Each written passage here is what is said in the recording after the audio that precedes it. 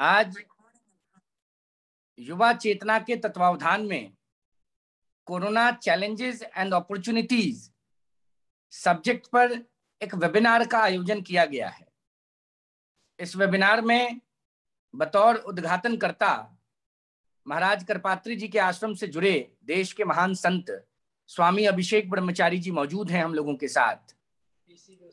आज के इस वेबिनार में बतौर मुख्य अतिथि भारत के प्रकांड विद्वान, वरिष्ठ आईएएस अधिकारी, जिनका पूरे देश में बहुत महत्वपूर्ण भूमिका है, जिनको पूरा भारत आदर करता है, उत्तर प्रदेश के रहने वाले केरल कैडर के आईएएस ऑफिसर, बलिया जिनकी भूमि हो, ऐसे महान आईएएस अधिकारी जो वर्तमान में नीति आयोग के सीईओ पद पर कार्यरत हैं। आदरणीय अमिताभ कांत साहब हम लोगों से जुड़ चुके हैं। मैं प्रणाम करता हूं उनको और उनका अभिनंदन और स्वागत करता हूं corona challenges and opportunities subject webinar में। भारत के बहुत बड़े चिकित्सक, टाटा मेमोरियल मुंबई में डिप्टी डायरेक्टर, बड़े ऑन्कोलॉजिस्ट प्रोफेसर श्रीनिवास श्रीखंडे जी हम लोगों के साथ जुड़ चुके हैं। आई वेलकम यू डॉक्टर श्रीखंडे। हम लोगों के साथ दिल्ली विश्वविद्यालय के एक्टिंग वाइस चांसलर, उत्तराखंड के रहने वाले डॉक्टर प्रोफेसर पीसी जोशी साहब जुड़ चुके हैं। हम आपका भी स्वागत करते हैं डॉक्टर जोशी इस वेबिनार में। हम लोगों के साथ भारत के अत्यंत प्रतिष्ठित प्राइवेट यूनिवर्सिटी गलगोटिया यूनिवर्सिटी के सीईओ ध्रुव गलगोटिया जुड़ चुके हैं, जो मेरे मित्र भी हैं। मैं आपका स्वागत करता हूं ध्रुव जी। छत्तीसगढ़ रायपुर से बड़े उद्यमी, युवा उद्यमी श्री मनोज गोयल जी जुड़ चुके हैं। हम आपका भी स्वागत करते हैं।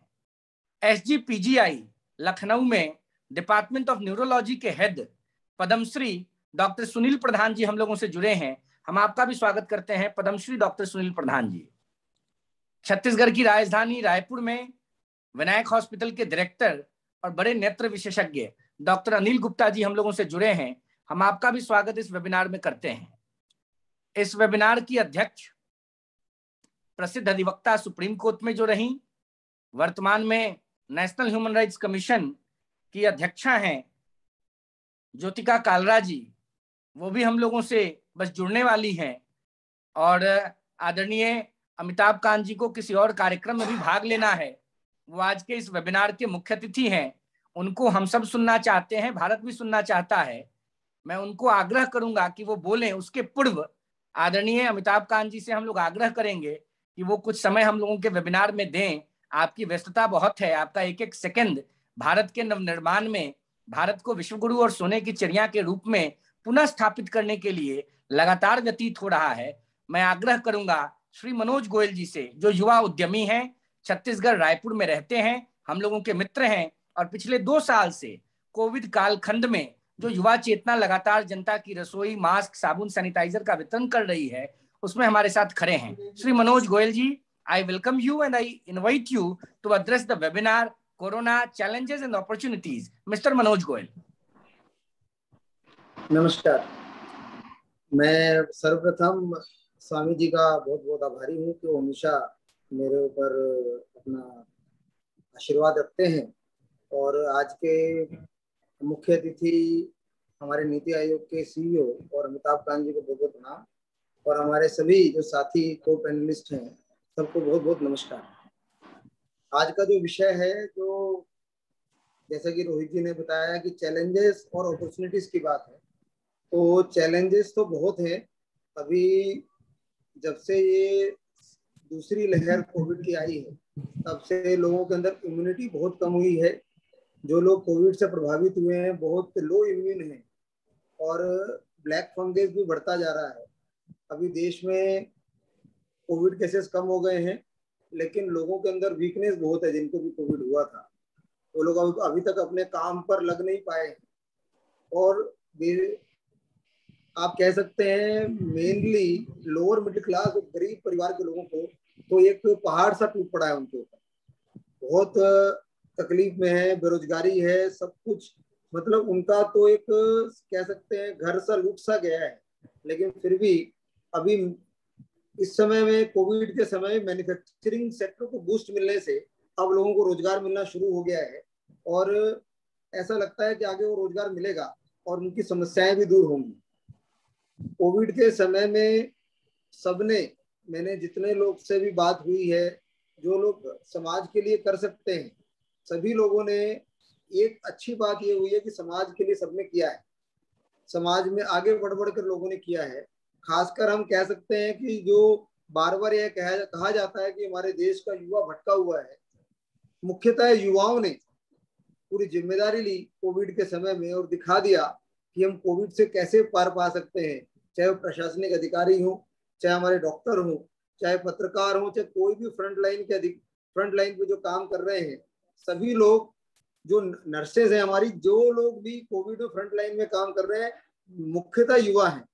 युवाओं ने देश को एक मजबूत गति प्रदान की है और इस कोविड के समय में दिखा दिया है कि भारत का युवा सभी जितने दुनिया के देश हैं सबसे मजबूत है।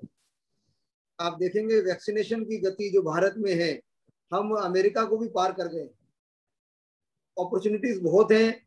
आज पूरा विश्व हमारे लिए खुला है, पूरा विश्व हमसे जुड़ना चाहता है।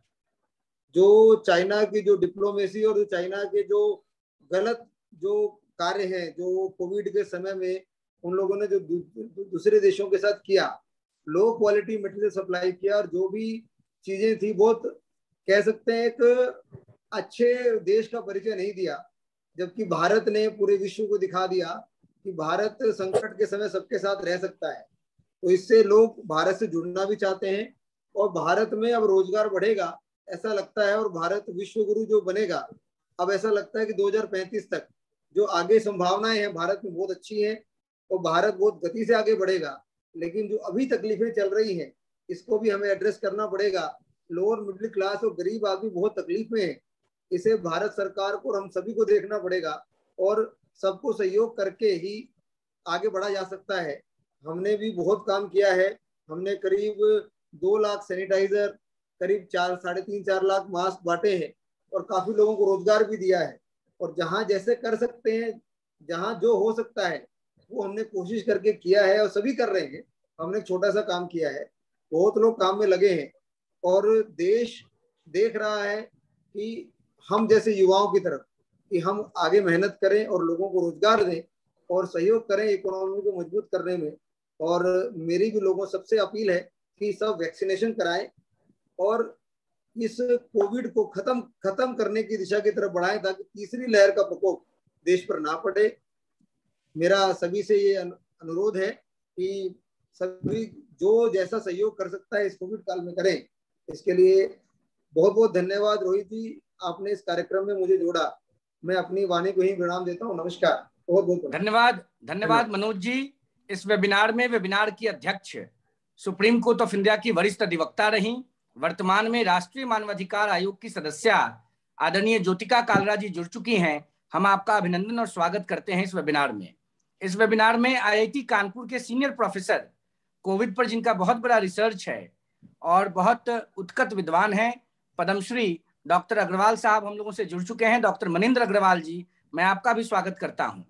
भारत के गौरव और जो हम लोगों का हॉस्पिटल है दिल्ली में बहुत बड़ा, सन स्टीफेंस, उसके डायरेक्टर रहे, वर्तमान में ऑर्थोपेडिक्स के हेड ऑफ डिपार्टमेंट, जिनको बिल गेट्स ने कहा था कि वो 5 हीरो में से एक हैं भारत के, डॉक्टर मैथ्यू वर्गीस जुड़ चुके हैं। मैं आपका स्वागत करता हूं।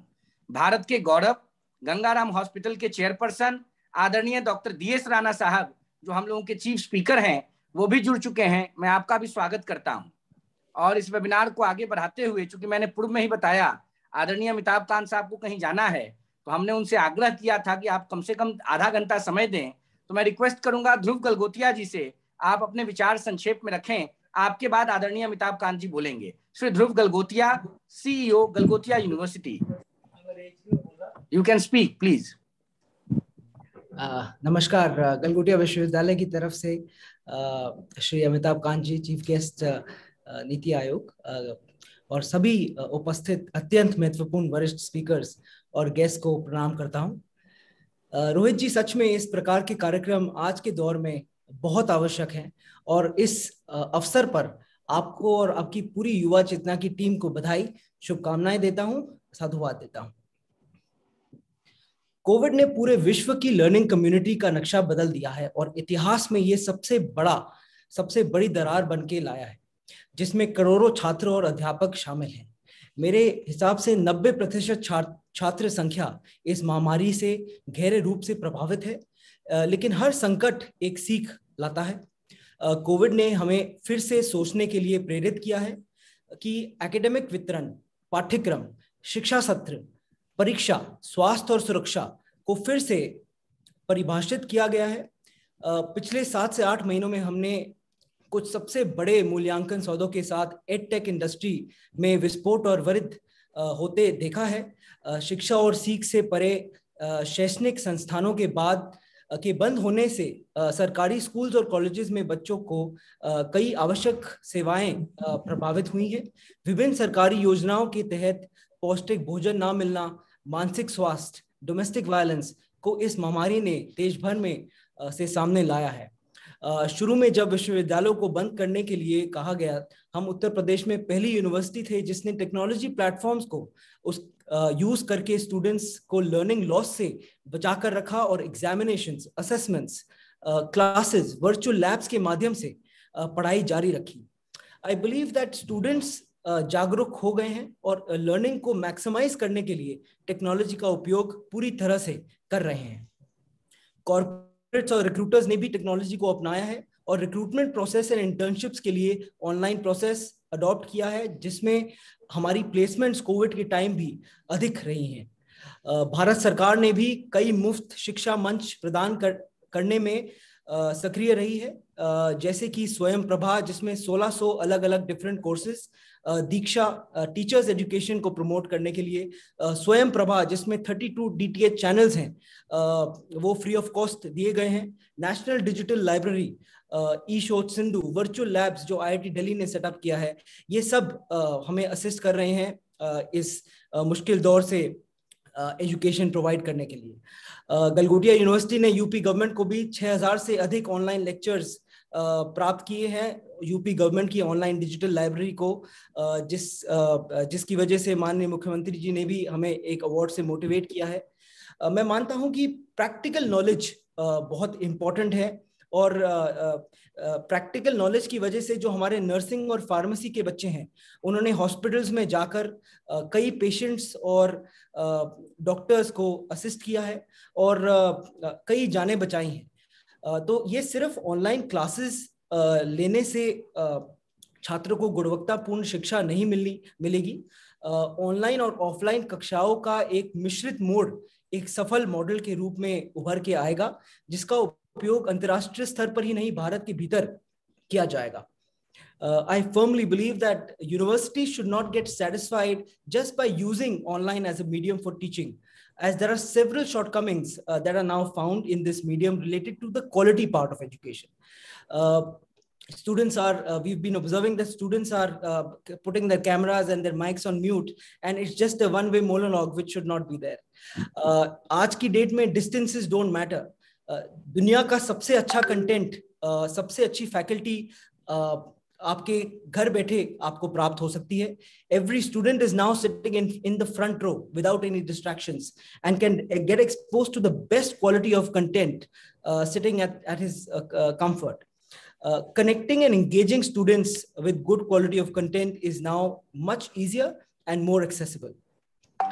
जब ऑनलाइन शिक्षा की बात आती है तो समाज के विभिन्न वर्गों के बीच एक व्यापक अंतर होता है. There is a widening gap between different sections of the society when it comes to online education. Some parents have more resources than other students to supplement their online education.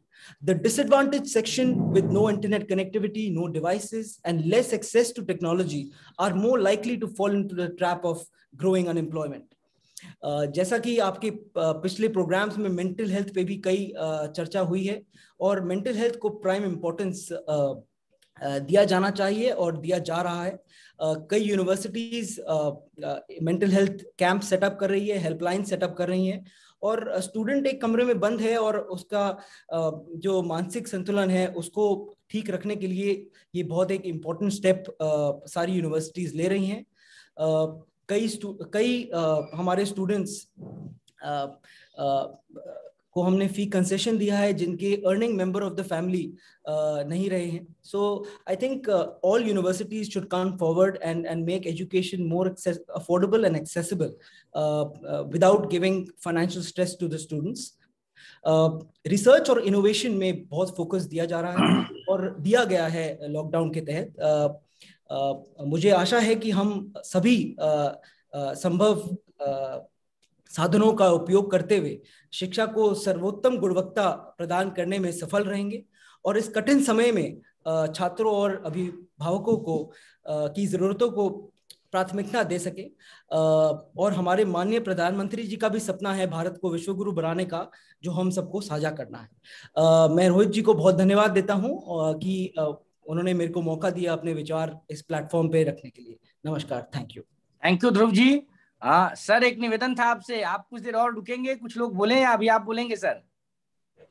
मुझे एक और मीटिंग में जाना था, इसलिए मैं sir बोल के, मेरी एक और ऑफिशियल मीटिंग है इसके बाद, तो मुझे उसमें जाना था. अच्छा सर, हम आग्रह करेंगे भारत के नीति आयोग के सीईओ, हम सबों के अभिभावक और पूरा भारत जिनका है, पूरे भारत के जो हैं नीति आयोग के सीईओ हैं, केरल कैडर के आईएएस रहे, उत्तर प्रदेश से संबंधित हैं, हम बार बार कहते हैं कि बलिया के हैं, तो हम आदरणीय अमिताभ कांत साहब से अनुरोध करेंगे कि वो इस वेबिनार को एड्रेस करें. आदरणीय अमिताभ कांत. आदरणीय स्वामी जी, माननीय रोहित जी, बाकी सारे अतिथिगण और युवा चेतना के सदस्य लोग, मुझे बहुत खुशी है कि स्वामी जी और युवा चेतना ने ये बहुत अच्छा एक webinar, covid challenges and opportunity, Bharat के लिए क्या चैलेंजेस हैं, क्या अपॉर्चुनिटीज हैं, इस पर ये वेबिनार किया है. ये जो कोविड-19 की जो दूसरी वेव थी, ये महामारी की सबसे भयानक और जिसको अंग्रेजी में कहते हैं डिवास्टेटिंग और अनप्रेसिडेंटेड वेव थी, क्योंकि ये 100 साल में एक बार आती है और इस तरह तो की वेव पहले कभी आई नहीं थी. तो ये पूरी दुनिया में किसी को पता नहीं था कि कैसे इतनी बड़ी वेव को कैसे हैंडल किया जाए. तो ये समझना जरूरी है कि इसके लिए एक whole of India approach Bharat सरकार ने ली, जिसमें कि सारे सिटीजन्स को, एनजीओस को, प्राइवेट सेक्टर को, सब को मिलाकर एक होल ऑफ इंडिया अप्रोच की गई है. और ये भी समझना जरूरी है कि इस महामारी में वैक्सीनेशन का सबसे बड़ा रोल है, और अगर इकोनॉमी को तो वैक्सीनेशन सबसे तरीका है. और भारत दुनिया की सबसे बड़ी वैक्सीनेशन ड्राइव इस समय इंप्लीमेंट कर रहा है, और हर रोज जून 21 से हर रोज 50 लाख डोजेस से ज्यादा दे रहा है, जो कि आप सोचिए कि नॉर्वे की जो पॉपुलेशन है उससे ज्यादा वैक्सीनेशन हम हर रोज देते हैं.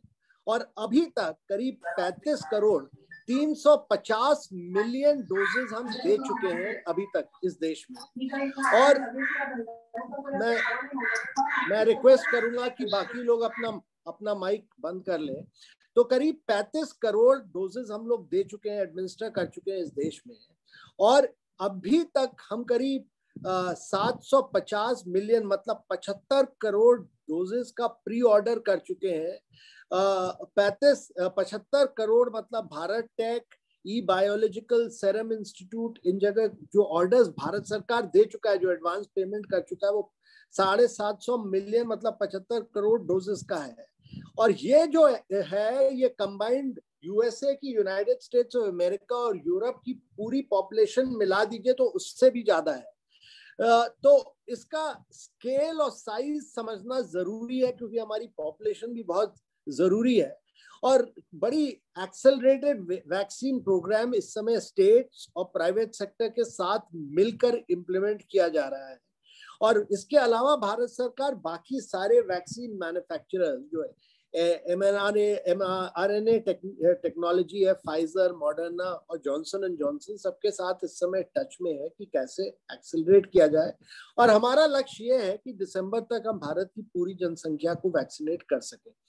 गवर्नमेंट ने ये भी रिकॉग्नाइज किया है कि प्राइवेट सेक्टर का बहुत बड़ा रोल है इसमें, और वैक्सीनेशन में अपने एम्प्लॉयज को, वर्किंग क्लास पॉपुलेशन को, और जो कि हमारे माइग्रेंट वर्कर्स हैं इनको, और इसीलिए कंपनीज इस समय मास वैक्सीनेशन अपने एम्प्लॉयज और लोकल कम्युनिटीज का कर रहे हैं। ये जो सेकेंड वेव आई थी महामारी की, ये भी समझना जरूरी है कि इसमें बहुत ही हाई रेट ऑफ स्प्रेड नए वेरिएंट का हुआ था, और इसलिए ऑक्सीजन सप्लाई थोड़ा स्ट्रेस्ड रही, पर यह भारत के लिए बहुत बड़ा चैलेंज रहा। और ये भी समझना जरूरी है कि उस समय भारत सरकार ने मेडिकल ऑक्सीजन का प्रोडक्शन की कैपेसिटी कम से कम 10 गुना बढ़ाई, और इस समय हम करीब 9,500 MT LMO की ऑक्सीजन की, मेडिकल ऑक्सीजन की प्रोड्यूस कर रहे हैं। और ये जो हम लोगों ने किया 10 गुना बढ़ाने से, इससे कभी भी अगर थर्ड वेव आती है तो उसके लिए हम बिल्कुल तैयार हैं उसको हैंडल करने के लिए। और ऑक्सीजन सप्लाई के मामले में तो हम लोगों ने बहुत मेहनत की और बहुत 10 गुना बढ़ाया है इसको। और ये क्योंकि 100 वर्ष में एक बार आती है ये महामारी और बड़ी अनप्रेसिडेंटेड है, इसलिए सबने मिलकर काम किया, और एक हम लोगों ने टेक्नोलॉजी का बहुत उपयोग किया इसके लिए।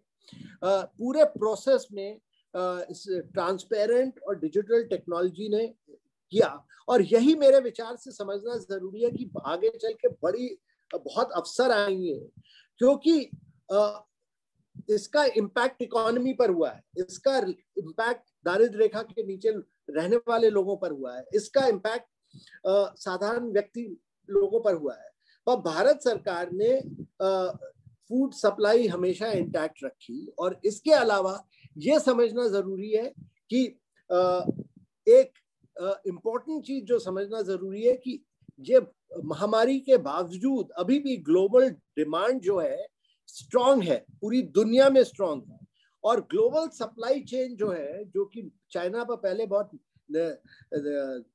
डिपेंडेंट थे, इस समय ग्लोबल सप्लाई चेन्स बदल रहे हैं, और इसलिए भारत के लिए एक बहुत बड़ा अवसर है।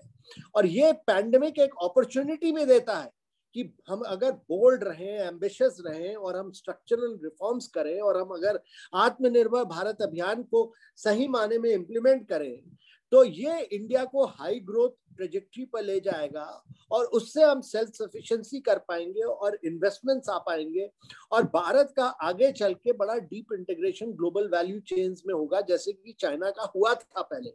और इसलिए जो इन्वेस्टर्स हैं, अब आप देखिएगा पिछले वर्ष भारत में foreign direct investment, record investment आया पैंडेमिक के बावजूद, और इसलिए बजट में ये था कि हम बहुत सारे स्ट्रक्चरल रिफॉर्म्स करेंगे, और कैपिटल एक्सपेंडिचर जो है करीब 2020 के मुकाबले में 34% बढ़ा।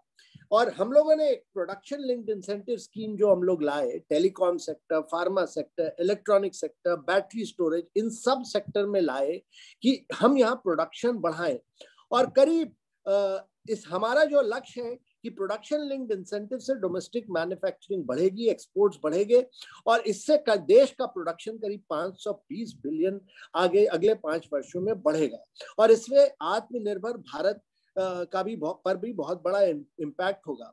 दूसरी चीज ये समझनी जरूरी है कि ये महामारी के से टेक्नोलॉजिकल और डिजिटल डिस्ट्रप्शन बहुत जोरों का होगा, और ये बहुत बड़ा अवसर है, क्योंकि टेक्नोलॉजिकल एडवांसमेंट भारत में बहुत हो चुका है। भारत एक अकेला देश है जहां सबके पास बायोमेट्रिक है, 750 मिलियन 75 करोड़ लोगों के पास स्मार्टफोन है, और सबके पास बैंक अकाउंट है जो कि लिंक्ड है। तो इससे हम सारा डिजिटल पेमेंट कर सकते हैं, हम आधार का उपयोग कर सकते हैं, और बहुत बड़ी अपॉर्चुनिटीज आएंगी फिनटेक सेक्टर में, डीप टेक सेक्टर में, क्वांटम कंप्यूटिंग में, फेडरेटेड कंप्यूटिंग में, और कई ट्रेडिशनल एरियाज, एजुकेशन हो, हेल्थ केयर हो, रिटेल हो, इन सब में डिसरप्शन होगा। और जब ये डिसरप्शन होगा, हमें टेक्नोलॉजी का उपयोग करके एक क्रांति लानी जरूरी है। जैसे कि इंडिया की आईटी और आईटीएस इंडस्ट्री है, ये ग्लोबल पावर हाउस है, ये 167 बिलियन की आईटी इंडस्ट्री है। हमें अब शिफ्ट करना है सॉफ्टवेयर आउटसोर्सिंग डेस्टिनेशन से लेकर प्रोडक्ट प्लेटफॉर्म फर्स्ट नेशन बनाने को अपने आप में। दूसरा कि एक बहुत बड़ा अवसर जो आएगा वो डिजिटल हेल्थ केयर स्पेस में आएगा। भारत सरकार ने, माननीय प्रधानमंत्री जी ने नेशनल डिजिटल हेल्थ मिशन को लॉन्च किया है और ये एंड टू एंड इंटरऑपरेबल एक डिजिटल हेल्थ मिशन है, जो कि आपके पास जो डिजिटल कार्ड है, आप बलिया में हो और केरला जा रहे हैं या तमिलनाडु में जाएं, आपका पूरा हेल्थ रिकॉर्ड इंटरऑपरेबल रहेगा और अवेलेबल रहेगा।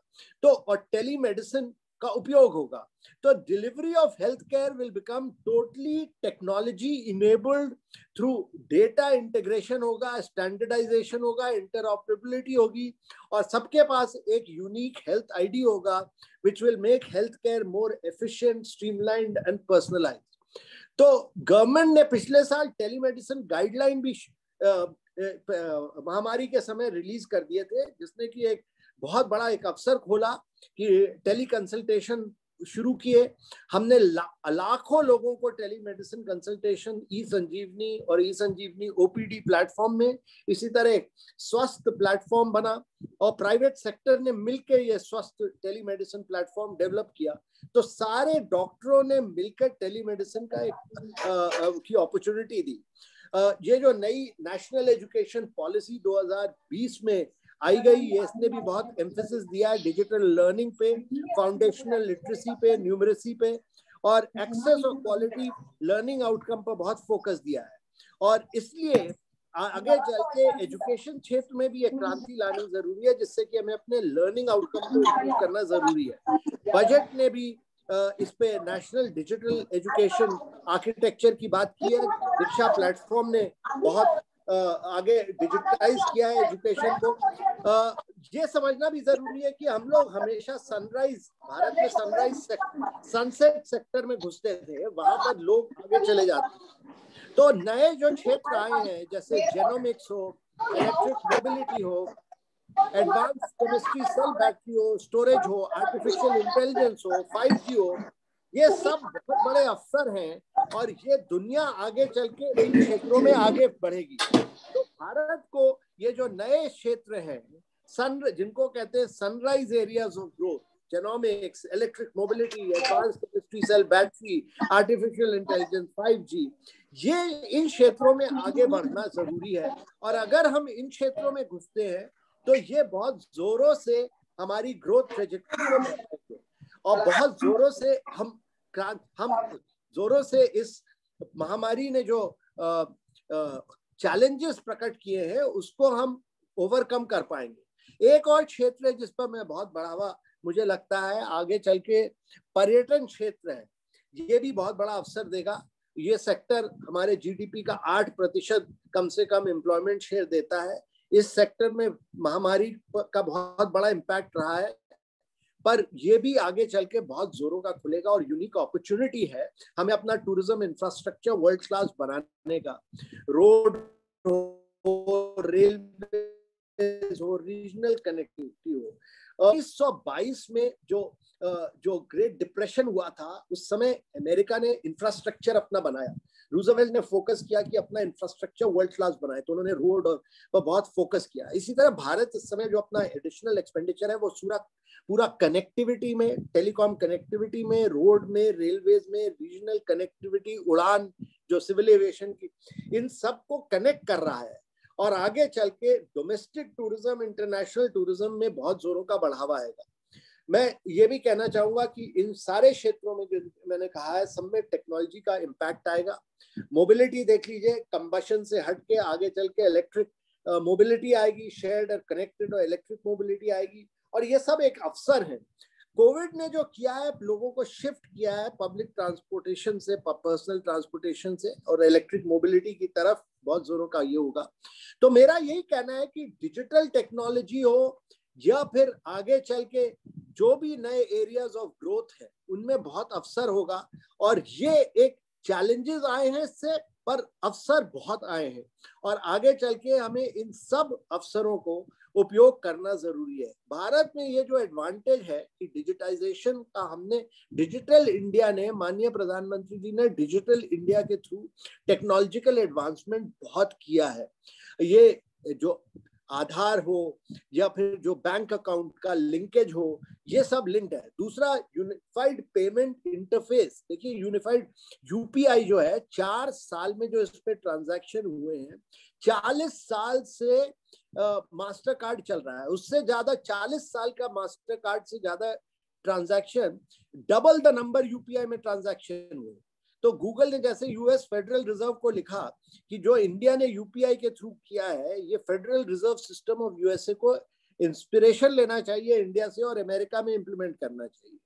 इसी तरह डिजिटल इंडिया लैंडस्केप हमने बदला और भारत सरकार इस समय सारा जेम जिसको कहते हैं ग्लोबल मार्केट प्लेस, उससे सारा परचेज डिजिटल कर दिया है। चाहे ट्राइबल ज्वेलरी हो, झारखंड से ड्राई फ्रूट हो, कश्मीर से, ये सब डिजिटल सिस्टम से होता है। इंटरनेट को उपयोग करके हम लोग अब भारत सरकार में सब कर रहे हैं। और इसी तरह मैंने जैसे बताया, आगे चल के डिजिटल हेल्थ मिशन है, प्रधानमंत्री जन आरोग्य योजना, जो कि हेल्थ केयर और टेक्नोलॉजी का एक बहुत बड़ा ब्लेंड है। 500 मिलियन लोगों को, मतलब 50 करोड़ लोगों को हेल्थ इंश्योरेंस देता है और दुनिया के सबसे बड़ा हेल्थ इंश्योरेंस स्कीम है वो। देखिए पूरा डिजिटल है और आगे चल के ये डिजिटाइजेशन और इंटरनेट पेनिट्रेशन जो होगा जगह जगह भारत नेट के थ्रू फैलेगा। और इसीलिए एजुकेशन क्षेत्र में दीक्षा हो, ई पाठशाला हो, स्वयं हो, ये बड़ा मेजर इंस्ट्रूमेंटेशन रोल प्ले करेंगे। तो मेरे विचार से कोविड ने कई चैलेंजेस दिए हमको और हमको अपॉर्चुनिटी दी। ये पैंडेमिक को वैक्सीनेशन के थ्रू फेस करना जरूरी है और भारत में सारे लोगों को, सारी जनसंख्या को वैक्सीनेट कराना बहुत जरूरी है। और इस समय हम रिकॉर्ड वैक्सीनेशन कर रहे हैं, 35 मिलियन डोजेस, 35 करोड़ डोजेस हम दे चुके हैं। पर ये महामारी आगे चल के बहुत अवसर देगी, टेक्नोलॉजी का इंक्लूसिव टेक्नोलॉजी सॉल्यूशंस होंगे और नए क्षेत्रों में हम लोग को टेक्नोलॉजी और डिजिटाइजेशन को उपयोग करके भारत में एक क्रांति लानी जरूरी है और इसी से हम 9-10% की रेट पर ग्रो करना जरूरी है।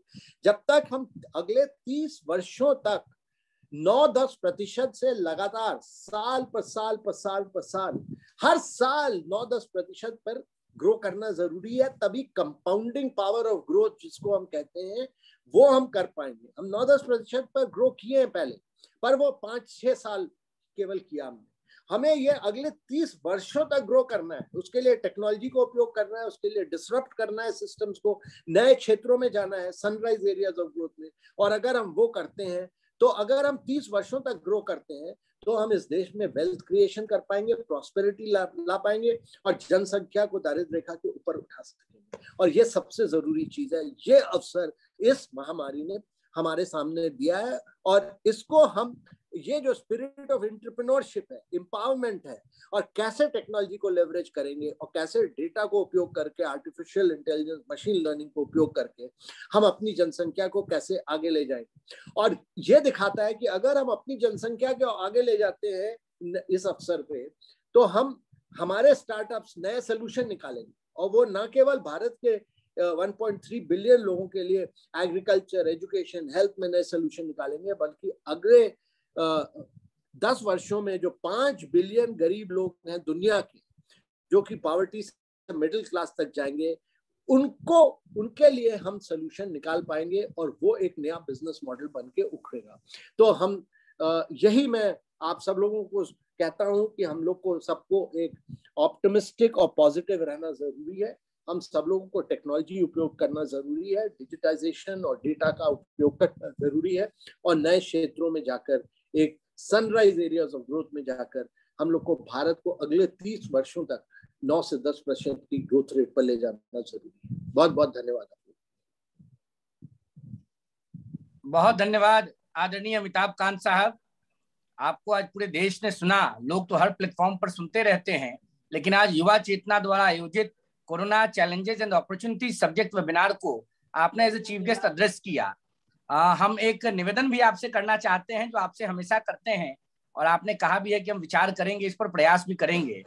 आप जब बलिया गए थे आपके पूज्य पिताजी के स्मृति में अस्पताल के निर्माण के संदर्भ में, उस समय भी लोगों ने आपके सामने आग्रह किया था, हम भी करते हैं और आज भी कर रहे हैं। एक मेडिकल कॉलेज अगर आपके प्रयास से बलिया को मिल जाएगा तो उस पूरे आसपास के इलाके में नेबरिंग बिहार को भी बहुत फायदा मिल जाएगा। कोविड के काल में हम लोग लगातार जनता की रसोई के माध्यम से और वेबिनार्स के माध्यम से, जब कोविड का फर्स्ट फेज था और ये सेकेंड फेज है, इसमें भी हम लोगों ने मास्क, साबुन, सैनिटाइजर, यहाँ तक कि 500-500 लोगों का भोजन स्वामी जी और हम लोगों ने मिलकर बनाया, हम लोगों की टीम ने बनाया और हम लोगों ने डिस्ट्रीब्यूट किया। और आदरणीय अमिताभ कांत साहब मौजूद हैं, हम लोग आग्रह करेंगे कुछ देर और आप इस वेबिनार में रहें। मैं इस कड़ी को आगे बढ़ाते हुए सेंट स्टीफेंस हॉस्पिटल दिल्ली के फॉर्मर डायरेक्टर, बिल गेट्स ने जिनको कहा 5 हीरोज ऑफ इंडिया में से एक, ऑर्थोपेडिक के बहुत बड़े सर्जन डॉक्टर मैथ्यू वर्गीस जी से आग्रह करूंगा to please join the webinar and speak the subject. Doctor Mathew. प्रणाम प्रणाम, थैंक यू। नमस्कार। मैं स्क्रीन शेयर कर सकता हूँ? No. Mister Ranveer, kindly screen share करने का स्पेस दीजिए डॉक्टर मैथ्यू वर्गीस साहब को। डॉक्टर मैथ्यू वर्गीस का मैंने वीडियो देखा था कोरोना वायरस पे। वो मेरे विचार से कोरोना वायरस को सबसे सरल तरीके से और सबसे अच्छे तरीके से डॉक्टर मैथ्यू वर्गीस ने उसको समझाया है और इतना शानदार वो वीडियो रहा और पूरे देश में वायरल हुआ है। तो इनसे ज्यादा बढ़िया तरीके से कोई नहीं समझाता इस महामारी को। तो बहुत अच्छा किया आपने इनको बुलाया है। सर आप भी गौरव हैं, आपने इस संकट में जिस तरह से लोगों की मदद की है वो कम नहीं है। आप जनप्रिय सीईओ हैं। बहुत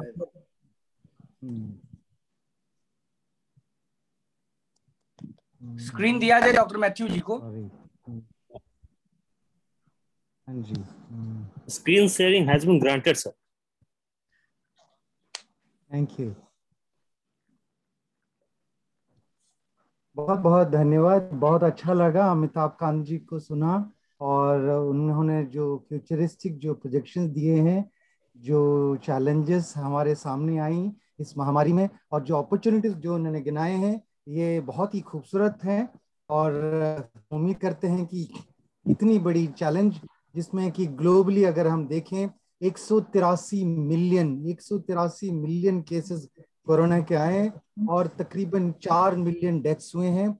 और हिंदुस्तान में कोई कम नहीं थे numbers, 30 million cases. To manage them in a health infrastructure is a humongous and must compliment the entire health team that has worked day and night. There have been deaths जरूर हुई हैं, 4 लाख के करीब डेथ्स हुई हैं, लेकिन कुछ जो हैं जो हाल और वो टू जो मैंने बच्चों में पूछूंगा। पहले ग्राफ इस ग्राफ में वेव दिखी है। ये जो पहले वाला जो जुलाई से नवंबर तक वाला वेव है और जो इतना स्पाइक ग्रेडियंट के साथ ग्रेडियंट हुआ, ये 3 महीने तक के लिए चला, अप्रैल से जून तक।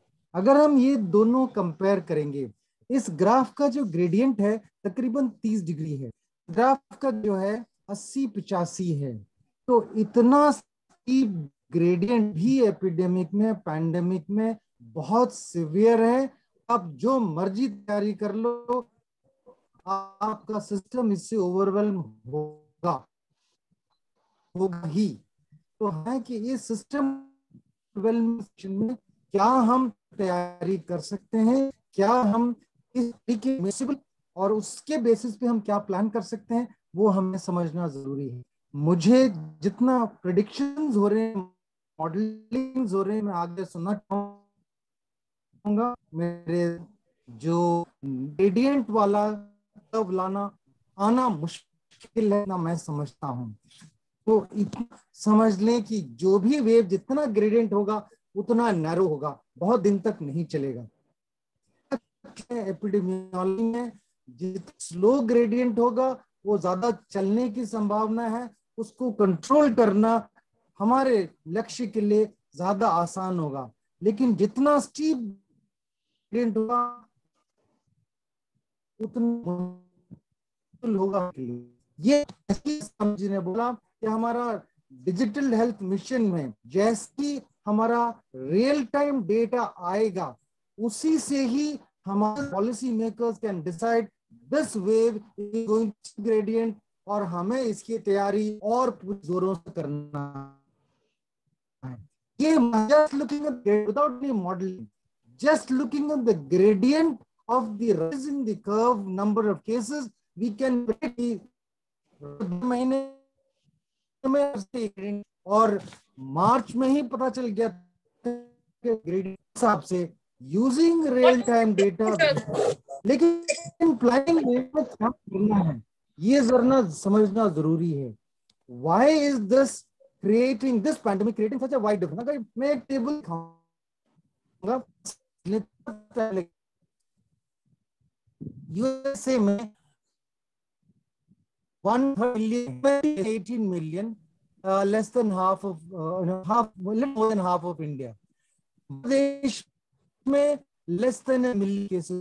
लेकिन अगर आप देखेंगे टेस्ट मिलियन जो OECD कंट्रीज हैं उनमें बहुत सारे टेस्ट करे गए। हमारा जो है 0.3 पर मिलियन पॉपुलेशन का टेस्ट हुआ है, यूएसए में 1.5 पर मिलियन हुआ है, यूके में 3.4 मिलियन पर मिलियन टेस्ट हुए हैं। बहुत ज्यादा टेस्ट हुए हैं। तो दिखाते क्योंकि टेस्ट एंड टेस्ट बोला गया है, लेकिन ये डेटा हमें ये नहीं बोलते से बहुत टेस्ट है। लेकिन हमारी मोर्टेलिटी देखिएगा आप, 288 हुआ है सिर्फ, कंपेयर टू यूएसए 1866 हुआ है। लेकिन आप देखिए ये सारे टेस्ट है, लेकिन उनकी भी मोर्टेलिटी कितनी हुई 1878। तो ये जो डिस्क्रिपेंसी है ये एक रिसर्च के लिए एक चैलेंज है, रिसर्च के लिए अपॉर्चुनिटी भी है। तो हमें देखना है कि क्या क्या बाकियां हैं जो कि हमें समझना है कि जिससे हमें पता कि ये जो देशों के बीच में इतनी वाइड डिफरेंस है। टेस्ट पर मिलियन इन बांग्लादेश 0.04 पर मिलियन पॉपुलेशन टेस्ट हुए हैं, उनकी डेथ्स हुई है 89 पर मिलियन। जो रहते कम है इंडिया कंपेयर से, लेकिन डिस्टेंस करना मुश्किल है, तो भी हमारी मोर्टेलिटी 280 और बांग्लादेश की 89 है और जैसे की 1866 है, और जो इटली में देखेंगे 2000 से ज्यादा है। इतना बड़ा देश है, 2400 डेथ्स पर मिलियन। तो ये जो बारीकियां हैं इसको एपिडेमियोलॉजी समझना और इसको पढ़ना चैलेंज है। और सच OECD कंट्रीज देखेंगे ये बारीकी से कुछ पेपर है जिसमें लिखा गया कि अगर देखा जाए तो डेथ्स पर मिलियन फ्रांस में 1600 हुए हैं, यूके 100 में हैं, इटली में 2000 से ज्यादा हुए सबसे इटली में। अगर बेड्स पर 1000 पॉपुलेशन देखेंगे, इटली और स्पेन जहां हाई मोर्टेलिटी हुई है 2000 के आसपास, वहां बेड्स पर 1000 compare to other OECD nations. UK में भी कम है, लेकिन उसमें उन्होंने सारे प्राइवेट हॉस्पिटल्स टेक ओवर कर लिए थे, तो द एक्चुअल नंबर में gone up a little bit. But ये भी ऑल दीज कंट्रीज जहां पर पेशेंट बेड अवेलेबिलिटी कम है, वहां मोर्टेलिटी ज्यादा हुई है। जर्मनी में दी बेड्स पर population 8000 of the OECD country सबसे कम हुआ है। वहां टेस्टिंग भी हुआ है, लेकिन बेड्स अवेलेबिलिटी सबसे है, opportunity for care is better, और their system was never overwhelmed. हालांकि OECD ने जर्मनी को क्रिटिसाइज करा था कि आप कैपेसिटी ओवर कैपेसिटी है, आप उसको करें, लेकिन इस महामारी में उनके लिए ये over capacity was useful and there पर 1000 बेड पॉपुलेशन में ये ओवर कैपेसिटी यूजफुल था। लेकिन अगर हम इटली को हम स्टडी करें, इटली होता है चाइना के साथ, काफी केसेस आए थे इटली में, लेकिन वहां पे प्राइवेटाइजेशन पूरी तरीके से हुआ है, including community level care has been privatised there. So this is मुश्किल है क्या केवल प्राइवेटाइजेशन, उनकी बेड स्ट्रेंथ भी कम है पर 1000। सो जो इम्पैक्ट है पर difference, demographic, privatization difference, public health care difference, everything has to be studied instead of going into questions and jumping into conclusions. ये मौका है हमारे रिसर्चर्स के लिए, हमारे एपिडेमियोलॉजिस्ट के लिए पूरी तरह से स्टडी कर इसके नतीजे पे पहुंचने के लिए क्या क्या फैक्टर जिनमें हम फैक्टर का कंट्रीब्यूट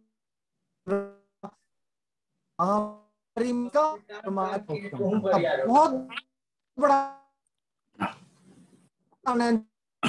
म्यूट चाइना में इतनी कम वर्ल्डोमीटर का स्टैटिस्टिक्स आके देखिए, चाइना एक काबिल है स्टडी के लिए और पूरी तरह से हमें समझना चाहिए उन्होंने कैसे करा। मैं समझूंगा वहां जाके स्टडी करना चाहिए, उनसे डिटेल्स लेना चाहिए, क्या करा उन्होंने, क्या जादू करा। Even if you assume data में प्रॉब्लम है, फिर भी समझ के उसको आगे देखना। अब वेरिएंट्स के बारे में आ रहा है, लोग डर रहे हैं कि डेल्टा वेरिएंट आएगा, डेल्टा प्लस वेरिएंट आएगा, और WHO ने भी कहा कि डोमिनेंट वेरिएंट है और दहशत फैली यूएसए में और यूके में कि डेल्टा वेरिएंट, इंडिया वेरिएंट कहते हैं, जैसे डेरोगेटरी डेल्टा वेरिएंट है जो कि वहां है। लेकिन अगर आप evolution of the biological kingdom is concern अगर देखेंगे, mutations and variations in the mutant structure part of evolution, they will continue, new variants will keep appearing, so we don't need to create panic among our people। variant आएगा, ये आएगा ही, that is the norm।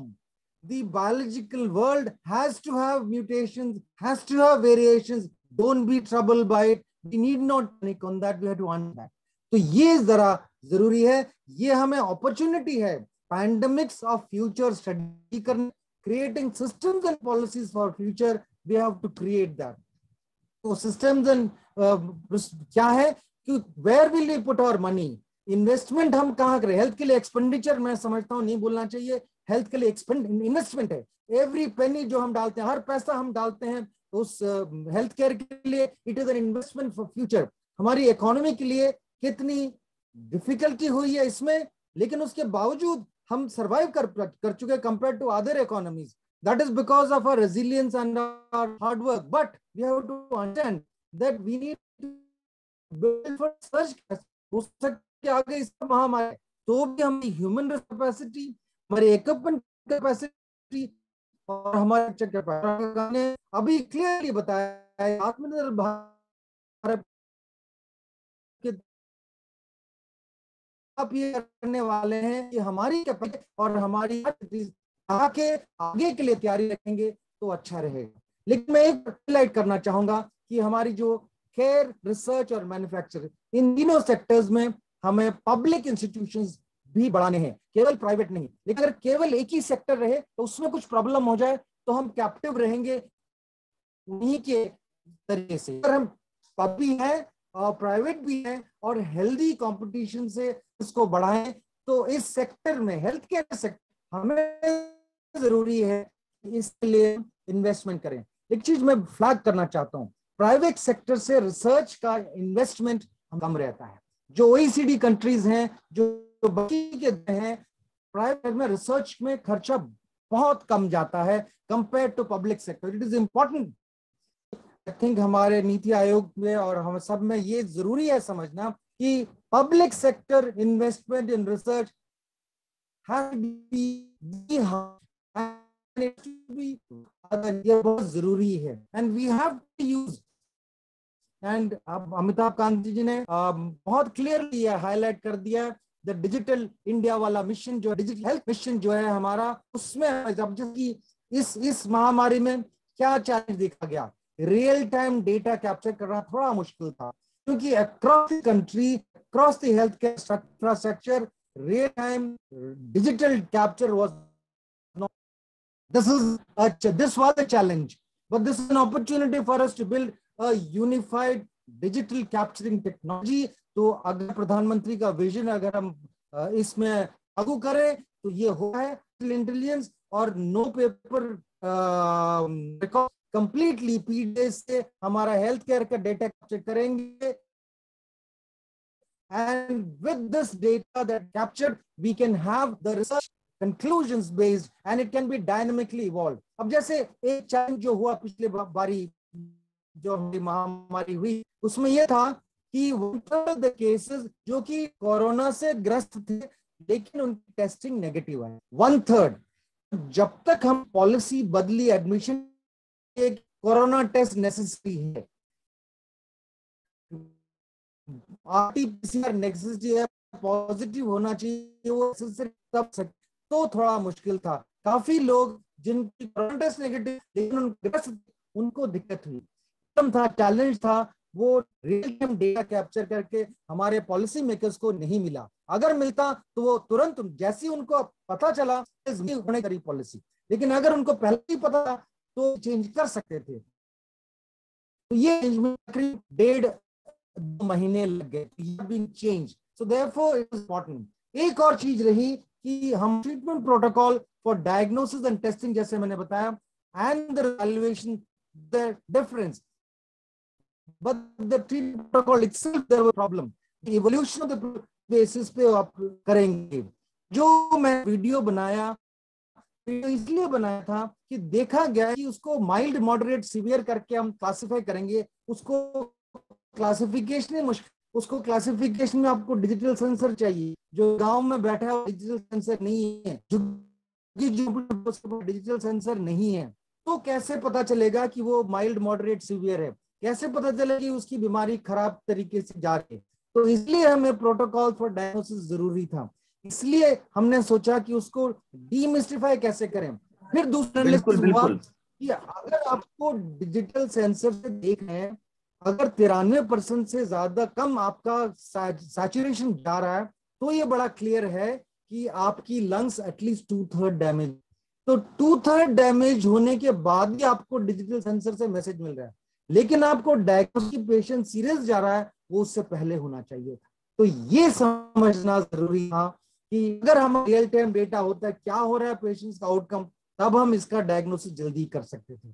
मेरी जो diary noting से perspective अब तो बड़ा clear है कि जैसे ही साइटोकाइन स्टॉर्म शुरू हो रहा है, आप दवाइयां शुरू करो तो आपका इसका मर हो सकता है। तो ये जो real time data for making, for protocol evaluation and for research was very important. I'll stop here. Thank you very much. आप सबने मेरे को मौका दिया ये शेयर करने का और मेरे थॉट्स को आपके सामने। बहुत बहुत धन्यवाद डॉक्टर मैथ्यू वर्गीस साहब।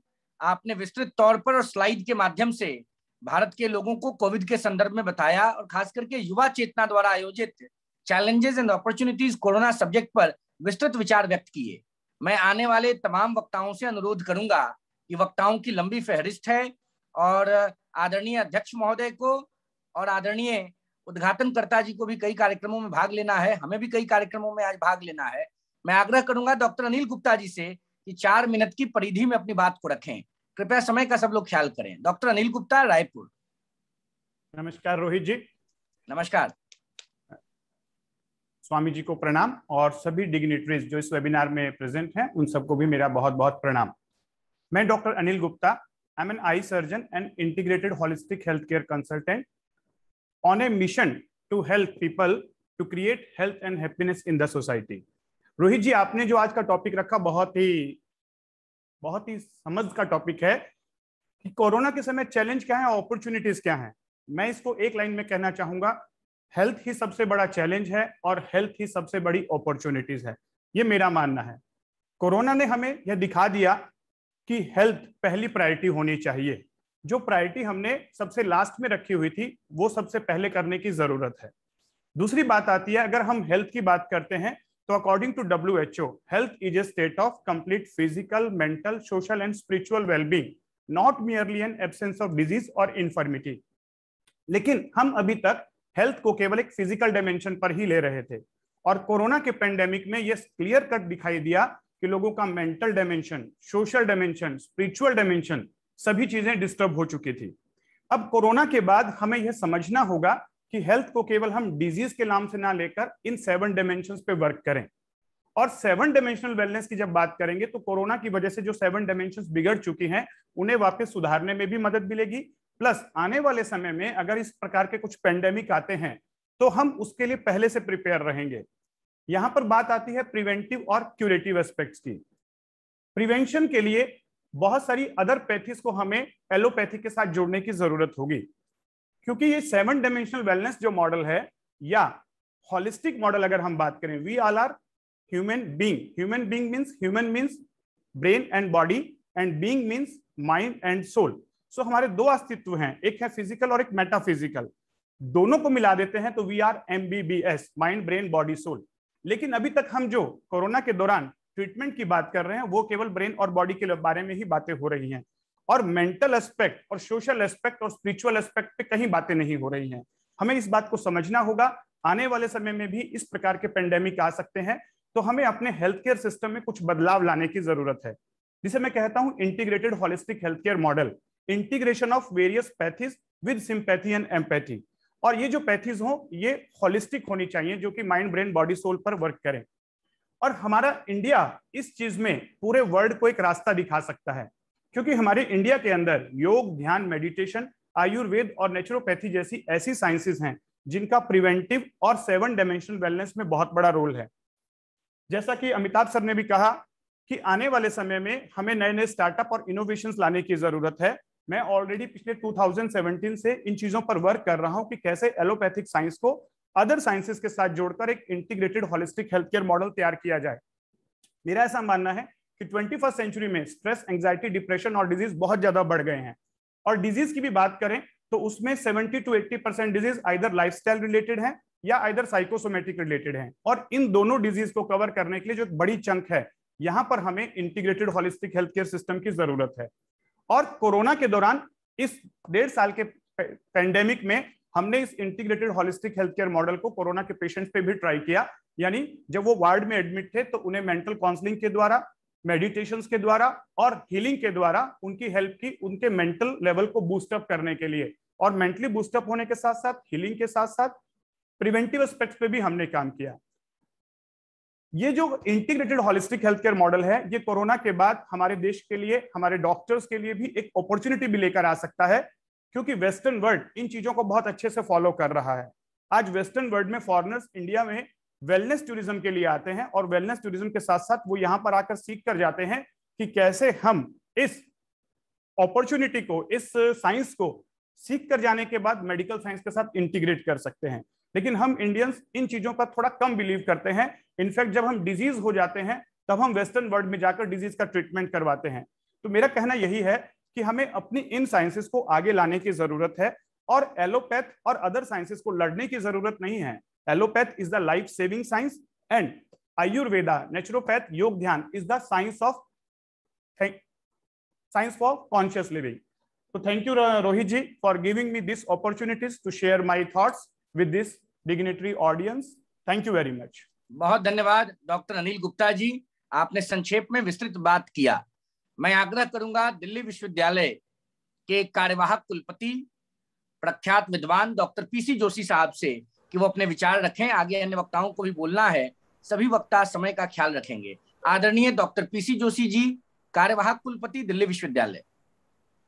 सर्वप्रथम मैं स्वामी जी को नमस्कार करता हूं, और अन्य सभी जो महान विभूतियां जुड़ी हैं इससे, CEO, नीति आयोग से लेकर के और डॉक्टर अशोक प्रधान तक, मैं सबका अभिनंदन करता हूं. और जैसा कि ध्रुव जी ने शुरू किया था, मेरा जो विशेष भाषण होगा वह विश्वविद्यालय से संबंधित होगा. मैं आपको बता देना चाहता हूं कि जब पिछले वर्ष मार्च में ये महामारी अपना विकराल रूप लेकर आई, विश्वविद्यालय तैयारी कर रहा था अपने एग्जामिनेशंस की, और अचानक लॉकडाउन लगा और सब कुछ एकदम से बंद हो गया. मैं समझता हूं दिल्ली विश्वविद्यालय, जो भारत का सबसे बड़ा विश्वविद्यालय है, जहां लगभग 6.5 लाख विद्यार्थी पढ़ते हैं और लगभग 15,000 फैकल्टी मेंबर्स हैं, ये अपने आप में कई विश्वविद्यालयों को मिला करके एक विश्वविद्यालय जैसी स्थिति में हम लोग थे, और अचानक सब कुछ बंद हो गया. इससे बड़ी चुनौती मैं समझता हूँ कोई हो ही नहीं सकती थी हमारे सामने. हमें उन छात्रों का भविष्य देखना था. हमारे सामने चुनौती थी कि क्या हम इस बार एग्जाम ना करें और सब छात्रों का 1 साल बर्बाद हो जाए और वो आगे किसी काम 1 साल की उनकी डिग्री सब खत्म हो जाए. लेकिन हमने निर्णय लिया कि नहीं, हम लोग इस चुनौती का सामना करेंगे, और एक ओपन बुक एग्जामिनेशन के तौर पर हमने एक प्रयोग किया, जो मैं आपको बता देना चाहता हूँ पूरी तरह से सफल रहा. और क्योंकि दूसरी वेव भी आ गई, इसलिए अभी हमने 28 जून को ही फाइनल के एग्जाम्स पूरे किए हैं, और ये पूरी तरह से एक सफल प्रयोग हमारा रहा है। साथ ही हमारे सामने चुनौती थी कि हम एडमिशन्स कैसे करें, क्योंकि एडमिशन्स में भी छात्रों का बाहर निकलना बिल्कुल मुश्किल था और हमने कॉन्टैक्टलेस एडमिशन्स इस बार जो किए। तो मैं कहना चाहता हूं कि चुनौतियां जो कोविड ने हमारे सामने रखी वो बहुत बड़ी चुनौतियां थी, और जिस स्केल में दिल्ली विश्वविद्यालय है वो स्केल भी काफ़ी बड़ा था। लेकिन मुझे आप सबके साथ ये कहते हुए बहुत गर्व हो रहा है कि हमने इन चुनौतियों का पूरी तरह से सामना किया। और मैं अगर ये कहूँ कि पिछले 100 साल में, हमारे विश्वविद्यालय को 100 साल होने वाले हैं, पिछले 100 साल में इतना एक वर्ष में कभी नहीं हुआ है जितना पिछले एक वर्ष वही पेंडेमिक में हमने किया है। और ये मैं समझता हूँ सबसे बड़ी हमारी उपलब्धि है कि हमने इस चुनौती को, जो कोविड की चुनौती थी, उसको अपने विश्वविद्यालय में एक उपलब्धि के रूप में हमने बनाया।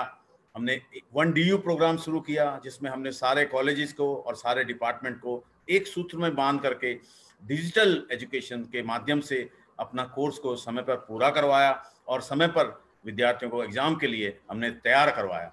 और साथ ही मैं आपके ज्ञान में यह भी डालना चाहूँगा कि पिछले एक वर्ष के अंदर ही लगभग 10,000 शिक्षकों की प्रोन्नति हमने पूरी की है। आपको मैं बता दूं, एक प्रोन्नति के लिए हमें कम से कम 5 विशेषज्ञ लाने पड़ते हैं और उन 5 विशेषज्ञों के सामने उनका साक्षात्कार होता है। तो बहुत लंबी प्रक्रिया है और इस प्रक्रिया को भी हमने 10,000 के लगभग टीचर्स के प्रोन्नति हमने वो की है और वो भी 1 साल के अंदर की है। तो मैं ये कहना चाहता हूँ कि यदि हमारे पास जज्बा है, यदि हमारे पास ये शक्ति है कि हम चुनौती का मुकाबला करें, तो हम निश्चित रूप से चुनौती का मुकाबला कर सकते हैं। और जिस प्रकार से मैं कहता हूं कि हमारे विश्वविद्यालय ने चुनौती का मुकाबला किया है, वो मेरे विचार से सबके लिए एक प्रेरणा का स्रोत है। इन्हीं शब्दों के साथ मैं आपको बहुत बहुत धन्यवाद देता हूं कि आपने हमें अमिताभ कांत जैसे वक्ताओं को सुनने का मौका दिया। और इन्हीं शब्दों के साथ मैं आप सबको नमस्कार करता हूँ। नमस्कार डॉक्टर साहब, धन्यवाद। यह तो आपकी सहजता है कि भारत के हृदय, भारत की राजधानी में स्थापित सबसे पौराणिक विश्वविद्यालय के कुलपति आप हैं और आप इतनी सहजता से बात कर रहे हैं। आपके साथ सबको मंच साझा करना अपने आप में गर्व और गौरव दोनों का विषय है। समय का अभाव है, इस कड़ी को आगे बढ़ाते हुए हम लोगों के भाई हैं, मित्र हैं श्रीनिवास श्रीखंडे साहब, आपको भी किसी मीटिंग में जाना है, सबको कहीं ना कहीं जाना है, आदरणीय अध्यक्ष को भी जाना है, आदरणीय उद्घाटनकर्ता को भी जाना है, आयोजक को भी जाना है। मैं श्रीनिवास जी आपको रोकूंगा श्रीखंडे साहब थोड़ी देर के लिए और आग्रह करूंगा पद्मश्री डॉक्टर सुनील प्रधान जी से, जो SGPGI में डिपार्टमेंट ऑफ न्यूरोलॉजी के हेड हैं, वो बोल लें। इसके बाद आदरणीय भाई प्रोफेसर शैलेश जी बोलेंगे, जो बड़े डॉक्टर हैं, पूरे देश में उनकी ख्याति है। डॉक्टर सुनील जी, समय का अभाव है, मैं आग्रह करूंगा कृपया समय की परिधि में अपनी बात को रखें। डॉक्टर सुनील प्रधान साहब। नमस्कार। नमस्कार। सर्वप्रथम स्वामी जी को नमस्कार, और आपने मुझे ये मौका दिया, इसके लिए आपको बहुत बहुत धन्यवाद। मैं काफी कुछ इस विषय में डिस्कशन हो चुका है कि क्या सरकार की नीतियां होनी चाहिए। अपना अमिताभ जी ने बहुत ही सहज तरीके से पूरी देश की सारी नीतियां यहाँ पर हम लोगों को सबको बताई। मैं अपनी बात अपने तक रखना चाहूंगा, अपने सेल्फ और अपना क्या आचरण होना चाहिए, अपने कंट्री में लोगों का क्या आचरण होना चाहिए। कोविड को देखते हुए इस विषय में क्या चुनौतियां आई और उसमें क्या क्या हम लोगों को अपॉर्चुनिटीज मिली। तो सबसे पहली चीज तो ये कि कोविड संसार से अभी जाने वाला नहीं है, और इसलिए हम लोगों को काफी हद तक अपनी आदतें इसमें बदल कर रखना होगा। जैसा कि सेकंड वेव जो आई है, इसमें ये चीज देखने को आई कि हम लोग की 4 ऐसी आदतें थी जिसकी वजह से कोरोना का प्रकोप बहुत ज्यादा बढ़ा। और इस विषय में, जबकि अब ये कोरोना का प्रकोप कुछ कम हुआ है, तो यही समय है कि हमें इस विषय में थोड़ा सा सोचना चाहिए। पहली चीज तो ये कि हम लोग बहुत हद तक घरों में डोमेस्टिक हेल्प और ड्राइवर्स इन सबके ऊपर डिपेंडेंट हैं, और इसकी वजह से बहुत कुछ कोरोना जो है घरों में कई जगह फैला। उन्होंने सारी प्रिकॉशंस लिए, लेकिन घर में अपने डोमेस्टिक हेल्थ वगैरह को वो नहीं रोक पाए, बिकॉज उनके पास अपने आप काम करने की आदत ही नहीं थी। तो सबसे बड़ी चुनौती एक ये आई है, और इसके लिए अभी से हम लोगों को आदत डालनी होगी, क्योंकि ये कोरोना अभी जाने वाला नहीं है। तो अपना घर में सारा काम यदि आप खुद करना सीख लें और डोमेस्टिक हेल्प और ड्राइवर्स इन सब की जरूरत को कम से कम रखें, तो इससे भी बहुत हद तक हम आगे कोरोना को बढ़ने में इसमें काफी हद तक रोक सकते हैं। दूसरी चीज, हम लोग दफ्तरों में, कार्य क्षेत्रों में एक बहुत बड़ी हम लोग की आदत है मीटिंग्स में हर जगह चाय पीने की या कुछ जलपान करने की। इस आदत को भी इस कोरोना के चलते हमें थोड़ा सा बदलना होगा, क्योंकि उस समय जनरली मास्क बाहर निकाल दिए जाते हैं और कोई इस चीज का ध्यान नहीं रखता थोड़ी समय के लिए कि अगर मान लीजिए 15-20 मिनट का भी एक्सपोजर हो रहा है तो ये खतरनाक हो सकता है। तीसरी चीज जो देखने में आई है वो है कि हम लोग कुछ जरूरी सामान खरीदने के लिए बाहर निकलना ही पड़ता है, कितना ही महान बड़ा पैंडेमिक हो। और उस समय कुछ ऐसे लोग होते हैं जो स्वस्थ हैं और यंग हैं, स्वस्थ हैं, हेल्दी हैं, वो कोविड एप्रोप्रिएट बिहेवियर का ध्यान नहीं रखते हैं। उनके ना तो मास्क होता है, मास्क होगा भी तो वो नाक से उतरा हुआ होगा। तो ऐसे लोगों को आप सामाजिक इस तौर पे उनको रोक नहीं सकते उस समय। तो उस वजह से वहां पे जो एक्सपोजर हो रहा है लोगों को, उससे बचने के लिए भी कुछ उपाय करने पड़ेंगे, जिसमें मैं एक सजेशन आपको ये दूंगा, क्योंकि अभी हम लोगों ने सारी कम्युनिटीज ने पूरा कोऑपरेट किया है कोविड में, लेकिन बिजनेस कम्युनिटी का बहुत ज्यादा रोल इसमें इतना नहीं आ पाया, बल्कि उनको अपनी दुकानें बंद करके रखनी पड़ी। इसमें मेरा अपना पर्सनल विचार यह है कि यदि 24 आवर्स के लिए बिजनेस खोल दिया जाए तो उसमें जो लोग दिन में जब भीड़ होती है उस समय नहीं जा पा रहे हैं, वो रात में सामान खरीद सकते हैं और ऐसे में कभी भी भीड़ नहीं लगेगी, बिजनेस पूरा होता रहेगा और भीड़ किसी भी समय नहीं लगेगी। तो जो एक लॉकडाउन आप करते हो उससे बढ़िया तरीका है कि आप 24 आवर्स के लिए मार्केट खोल दो। इसके ऊपर भी सरकार को विचार करना चाहिए, ये मेरा अपना पर्सनल व्यू है। उसमें बहुत हद तक लोग रात में जाके किसी ऐसे समय में जाके खरीद सकते हैं, या उस समय आप मोबाइल की फैसिलिटी करते हैं जिसकी वजह से आप पहले से अपॉइंटमेंट लेके जाएं और वहां पे दुकान पे कोई भीड़ ना हो। चौथी चीज जो एक देखने में आई है वो ये कि सामाजिक, धार्मिक या राजनीतिक स्तर पर जो कॉन्ग्रीगेशंस हुए उसकी वजह से भी बहुत कुछ कोरोना फैला। अब हमें इसमें भी सीखने की जरूरत है कि बहुत सी इस तरह की चीजें जो है जो हम इलेक्ट्रॉनिकली कर सकते हैं उसको अभी हम लोग अडॉप्ट कर लें और उसको इलेक्ट्रॉनिकली करें। इवन इलेक्शंस के लिए भी जो रैलीज हैं उसको भी इलेक्ट्रॉनिक करने की व्यवस्था की जा सकती है। इवन इलेक्शंस को भी इलेक्ट्रॉनिक करने की एक बहुत बड़ी डिमांड किसी समय में रही है जो कभी सक्सेसफुल नहीं हुई, लेकिन इस पर भी विचार किया जा सकता है कि आप इवन इलेक्शंस को भी इलेक्ट्रॉनिकली कर सकते हैं। बिल्कुल। अच्छा, इसके अलावा जो एक कुल मिला के इसे देखा जाए तो हम ये कह सकते हैं कि हमें इंडिपेंडेंस चाहिए, सेल्फ इंडिपेंडेंस भी चाहिए और नेशनल लेवल पे इंडिपेंडेंस की बात अभी अमिताभ जी ने ऑलरेडी कही कि कैसे जब हम लोग पूरी तरह चाइना पर डिपेंडेंट थे, अब हम लोग जापान, ऑस्ट्रेलिया और दूसरे कंट्रीज की तरफ भी देख रहे हैं फॉर द रॉ मटेरियल। लेकिन अब जरूरत है कि हम लोग रॉ मटेरियल भी खुद बनाने की कोशिश करें ताकि इसमें सेल्फ डिपेंडेंस नेशनल लेवल पर भी आ सके। तो ये सब बातें हुई हैं। इसके अलावा जो एक चीज मैं कहना चाहूंगा कि ये जितना भी ये हम लोग इसमें सेल्फ जो कोरोना की वजह से, मैं बस 2 मिनट आपको और दूंगा कि एक चीज जो ये देखने में आई है कि कोरोना की वजह से हम लोग आइसोलेट हो गए और उसकी वजह से शुरू में बहुत दिक्कत लगी, लेकिन ये चीज जानना जरूरी है कि कोरोना की वजह से जो हम लोग को आइसोलेशन हुआ वो एक अपॉर्चुनिटी है कि हम अपना सेल्फ रियलाइजेशन करें, अपना मनन चिंतन कर सकें और योगा इत्यादि करके अपने को हेल्थी बना सकें। और इसमें ये स्पिरिचुअली भी ये कहा गया है कि जितना आप दूसरों से कम इंटरेक्शन रखेंगे वो उतना आपके लिए अच्छा है। और अपनी दिनचर्या में यदि आप योगा, व्यायाम और इस तरह की चीजों को जोड़ लें ताकि आप खुद हेल्थी रहें, तो ये शायद कोरोना में वैक्सीनेशन और बाकी सब चीजों से ज्यादा कारगर चीज है। फॉर एग्जाम्पल, मॉर्निंग आवर्स में हम लोग बचपन में 4-4, 5-5 किलोमीटर दौड़ लगाते थे सुबह उठ के। आज की तारीख में ये चीज नहीं देखी जा रही है, जबकि ये चीज प्रॉब्ली कोरोना के लिए एक बूंद साबित हो सकती है यदि हर व्यक्ति सुबह उठ के जो हेल्दी है वो सुबह 4-5 किलोमीटर की दौड़ लगाए। तो इन विचारों के साथ मैं अपनी बात को समाप्त करता हूँ। धन्यवाद। बहुत धन्यवाद पद्मश्री डॉक्टर सुनील प्रधान साहब। मैं आग्रह करूंगा टाटा मेमोरियल हॉस्पिटल बॉम्बे के मुंबई के डिप्टी डायरेक्टर, बहुत नौजवान लेकिन पूरे विश्व में ख्याति प्राप्त प्रोफेसर शैलेश वी श्रीखंडे जी से वो अपने विचार व्यक्त करें। Professor Shailesh, please. Thank you, Swami ji. Can you hear me? And thank you, Rohit Kumar Singh ji, for this fine invitation. I think, can you hear me well? Yes, definitely. तो बहुत बहुत शुक्रिया कि आप मुझे यहाँ वेबिनार पे बुला चुके हो। मैं 2-3 चीजें बताना चाहूंगा। एग्जैक्टली आपके 5 मिनट लूंगा और 5 मिनट के बाद आगे की स्पीकर्स को बात करने दूंगा। गए साल जब ये पैंडेमिक की शुरुआत हुई तभी बहुत सारे हॉस्पिटल्स देश में पूरी तरह बंद हो चुके थे, लेकिन टाटा हॉस्पिटल ने एक डिसीजन लिया कि किसी भी हालत में लोगों की कैंसर तो रुकती नहीं। हालांकि हम कोविड के ऊपर मात करने की बहुत कोशिश कर चुके हैं और कोशिश जारी रहेगी। ये शुरुआत थी जब नेशनल लॉकडाउन हुआ था 23 मार्च को, लेकिन टाटा हॉस्पिटल ने अस्पताल आधा सेग्रीगेट करके एक भी दिन किसी प्रकार से कैंसर सर्विसेज बंद नहीं करी।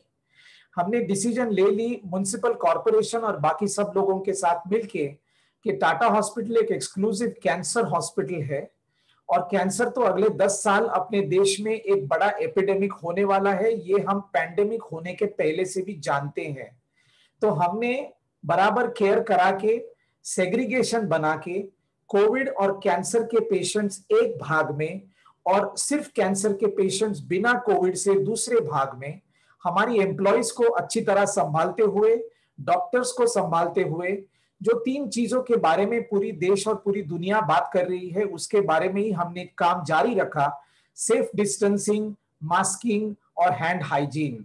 ये सिर्फ डिसिप्लिन की जरूरी थी, तभी उसी वक्त हमारे पास किसी प्रकार की वैक्सीन की जरूरी नहीं थी। हमने 5 हफ्ते में 494 कैंसर के बड़े ऑपरेशंस किए। 85% of them were major cancer operations and we could give a message to the country that even when there is a pandemic, cancer care has to continue. And because of that, we could continue cancer care in other hospitals across India. Now, this not only gave a good message to other cancer hospitals in the country, but Tata Hospital ने दूसरे कई जगह में भी अभी Tata hospitals जारी किए हैं। गुवाहाटी का बी बरुआ कैंसर हॉस्पिटल हमने टेक ओवर किया है, संगरूर में हॉस्पिटल है, वाइजैग में है, और मोदी जी ने तो बहुत बढ़िया वाराणसी का भी अस्पताल वहां एस्टेब्लिश करके हमारी ही टीम पूरी तरह उस हॉस्पिटल को अच्छी तरह काम कर रही है। उसके पहले साल में ही 15,000 नए पेशेंट्स कैंसर के वाराणसी में भी रजिस्टर हुए। बॉम्बे में रहकर 61% कैंसर पूरे देश से हमारे पास आते हैं और 39% कैंसर सिर्फ महाराष्ट्र और बंबई से आते हैं। तो इन 61% का क्या किया जाए जब इस प्रकार की नेशनल लॉकडाउन और बड़ी महामारी आ जाए। तो हमें अच्छा लगता है कि फिर भी हमने टेक्नोलॉजी इस्तेमाल करके, जिस प्रकार से अमिताभ जी कांत ने बताया, टेलीमेडिसिन द्वारा हर साल अगर हमारे पास 80,000 नए पेशेंट आते हैं तो हमने 62,000 लोगों को, नए पेशेंट्स को गए साल भी ट्रीटमेंट जारी रखी है। So regardless of COVID, we continue doing surgery, giving chemotherapy and doing radiotherapy. हालांकि ये बोलना आसान है, हम जानते हैं कि शायद 30% पॉपुलेशन को जिस प्रकार से, जिस वक्त से कैंसर ट्रीटमेंट मिलने की जरूरी थी वो नहीं मिल पाई है, क्योंकि अपनी इंफ्रास्ट्रक्चर की प्रॉब्लम्स इस महामारी में और बहुत एक्सेंचुएट होकर हमें पता चल गया है कि अपनी लिमिटेशंस क्या है और हमें आगे बढ़ना होगा। लास्ट 2 मिनट में इतना ही बताना चाहूंगा कि अपने देश में कई कैंसर्स है, लेकिन कोई कैंसर्स ऐसे हैं जहां सिर्फ तंबाकू के कारण the world's 33% of head and neck cancers in the whole world belong only to India and prevention is better than cure. But India is also becoming more and more urbanised and you will also have more gastrointestinal या digestive cancers के number, जिस department का मैं टाटा में head हो गए 10 साल से, उसकी हमारी परसेंटेज और काम शायद 300% से बढ़ गया है और ये काम और बढ़ने वाला है। और ये है हमारी पोजीशन टाटा मेमोरियल में, जहां नंबर्स अभी भी पूरे देश में डेवलपमेंट होने के बावजूद भी बहुत बढ़ रहे हैं। मैं एक पैंक्रियाटिक सर्जरी का उदाहरण देना चाहता हूं। बहुत कॉम्प्लेक्स ऑपरेशन माना जाता है और हमारी टीम को इंटरनेशनल रिकॉग्निशन है, लेकिन ये मैं नहीं बताना चाहता। मैं क्या बताना चाहता हूं कि जो मैं सीख चुका हूं पहले और अभी यहाँ सिखा रहा हूं और हाई वॉल्यूम में काम कर रहे हैं, हमारे जो छात्र है, बहुत सारे स्टूडेंट्स हैं, उनको देश की अलग अलग दिशा में भेजकर वहां वो सेटल होकर अच्छी अच्छी डिपार्टमेंट्स डेवलप करके world class surgery is now becoming accessible not only in tier 1 cities, but also in tier 2 and tier 3 cities for complex cancer care across India. We are also using technology and telemedicine to reach across common cancers and teach people how to do complex cancer care. And lastly, I go and operate all over. For example, this is me operating in Varanasi to try and ensure that you go and work in the environment of the local teams to try and see what you can do to improve cancer care. But it's not only about doctors and patients. It's also about resident doctors and paramedical people. And we have already continued our work in the pandemic to build new dharamshalas for patients who come from outside India. उनको रहने की जगह नहीं रहती. सब लोग बोलते हैं बेचारे पेशेंट फुटपाथ पे हैं, जिनको बहुत सारे दिनों की ट्रीटमेंट की जरूरी होती है, जो हम उनके गांव में नहीं दे सकते. उनको बंबई में आके रहना पड़ता है. हमारी साइड बाय साइड कंस्ट्रक्शन चालू है. होपफुली 4 साल में आप ये अस्पताल भी देख सकेंगे, क्योंकि फाइनली टाटा मेमोरियल अस्पताल 55 to 60% of specialized cancer skilled workforce is educated or trained at some point or time or the other from Mumbai. तो मुंबई के ऊपर भी ध्यान देकर कॉम्प्लेक्स कैंसर केयर बंबई में होनी चाहिए और बाकी की कैंसर केयर पूरे देश में अच्छी तरह हो जाए, ये मेरी अपेक्षा रहेगी. Side by side Amitabh ji ने जो अच्छी तरह से बताया, जिससे बहुत पॉजिटिव लगता है इस रविवार के वेबिनार में कि अपनी देश सही दिशा में आगे बढ़ रहा है. तो साइड बाय साइड हमने हमारी वैक्सीनेशन प्रोटोकॉल्स और प्रोग्राम्स भी जारी रखी है. मेरी एक ही रिक्वेस्ट रहेगी, जो भी सुन रहे हैं, जितने हो सके उतने वैक्सीनेट प्लीज कराइए. वो 3 बेसिक चीजें ध्यान में रखिए. इसके ऊपर अगले 6-8 महीने में मात करिए और अपनी देश की प्रोग्रेस के लिए अगले 10 साल में हम सब लोगों को बहुत कोशिश करें, तो we will become amongst some of the best nations in the world for cancer care. Thank you very much. Thank you, Dr. Shri Khande. A big clap for you. मैं आग्रह करूंगा, जिन्होंने कोविड के ऊपर बहुत विद्वतापूर्ण विचार शुरू में ही व्यक्त किए हैं, आईआईटी के प्रोफेसर हैं, आईआईटी के डिप्टी डायरेक्टर रहे हैं कानपुर में, डॉक्टर मनिंद्र अग्रवाल, पद्मश्री डॉक्टर मनिंद्र अग्रवाल, जिनका सूत्र पूरे विश्व में चर्चा का विषय बना हुआ है. डॉक्टर मनिंद्र अग्रवाल जी से. धन्यवाद रोहित जी. मैं कुछ स्लाइड शेयर करना चाहूंगा. जी बिल्कुल. युवा चेतना टीम से मैं आग्रह करूंगा कि पद्मश्री डॉक्टर मनिंद्र अग्रवाल जी को स्क्रीन दिया जाए.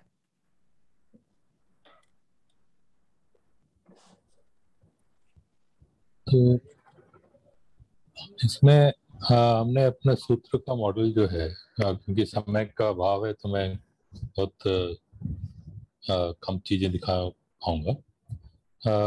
इस मॉडल के द्वारा हमने पहली वेव और दूसरी वेव दोनों के प्रेडिक्शंस किए थे. काफी हद तक सही रहे थे, लेकिन कभी कभी कुछ गड़बड़ भी हुई थी.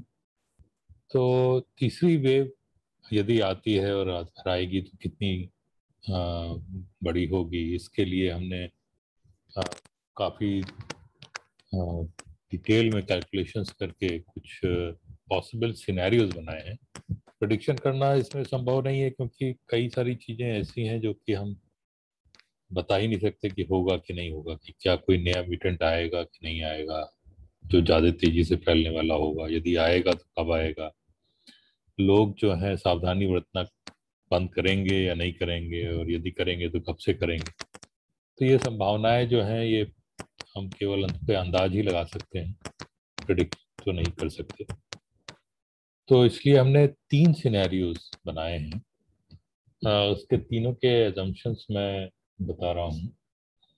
पहले का कि जो पहली वेव में के दौरान जो लोग इन्फेक्ट हुए थे, तो वो डेल्टा वेरिएंट के पहले थे, और डेल्टा वेरिएंट में ये प्रॉपर्टी है कि जो इम्यूनिटी आपके शरीर में है वो कुछ पुराने वेरिएंट्स के द्वारा, तो उसको बाईपास करने की कुछ प्रॉपर्टीज है, 100% नहीं करता. तो उसमें हमने ये एज्यूम किया कि 40% जनसंख्या जो पहली वेव में इन्फेक्ट हुई थी वो इम्यूनिटी लूज कर चुकी है इस समय, और 20% जनसंख्या जो सेकेंड वेव में इम्यून हुई थी वो भी लूज कर चुकी है, क्योंकि ये इसकी भी कुछ स्टडीज हैं कि सब लोग में इम्यूनिटी नहीं रहती. वैक्सीनेशन के लिए भी हमने एज्यूम किया कि 25% जो उनको पहला शॉट लगता है वो आप 1 महीने के बाद इम्यूनिटी आ जाती है, और दूसरे शॉट के 1 महीने बाद 25% और लोग। तो ये सिनेरियो जिसको मैं कह रहा हूँ पेसिमिस्टिक सिनेरियो है, ये एक मिनट सॉरी, चलिए पेसिमिस्टिक की पहले बात करते हैं। और अगस्त के एंड तक एक म्यूटेंट नया आ जाता है जो 25% अधिक तेजी से फैलने वाला। ऑप्टिमिस्टिक सिनेरियो दूसरा है जिसमें पहले 2 एजम्पशंस वही हैं। वैक्सीन का एक्टिविटी और इफेक्टिवनेस थोड़ी ज़्यादा मानी है, 30% पहले शॉट के बाद और 30% दूसरे शॉट के बाद, और नया म्यूटेंट कोई नहीं आएगा। और धीरे धीरे जो लोग सावधानी बरतना छोड़ देंगे, अगस्त के अंत तक आते आते जैसे मार्च में इस साल हुआ था उसी प्रकार की स्थिति आ जाएगी। और इन दोनों के बीच का एक सिनेरियो जिसमें कि पहले 3 assumptions जो हैं वो पेसिमिस्टिक सिनेरियो के हैं, और चौथा जो अंतर है पेसिमिस्टिक सिनेरियो से वो ये कि कोई नया म्यूटेंट नहीं है। और इन तीनों को यदि हम अपने मॉडल में फीड करें और उसका प्रभाव देखें तो ये निष्कर्ष निकलता है।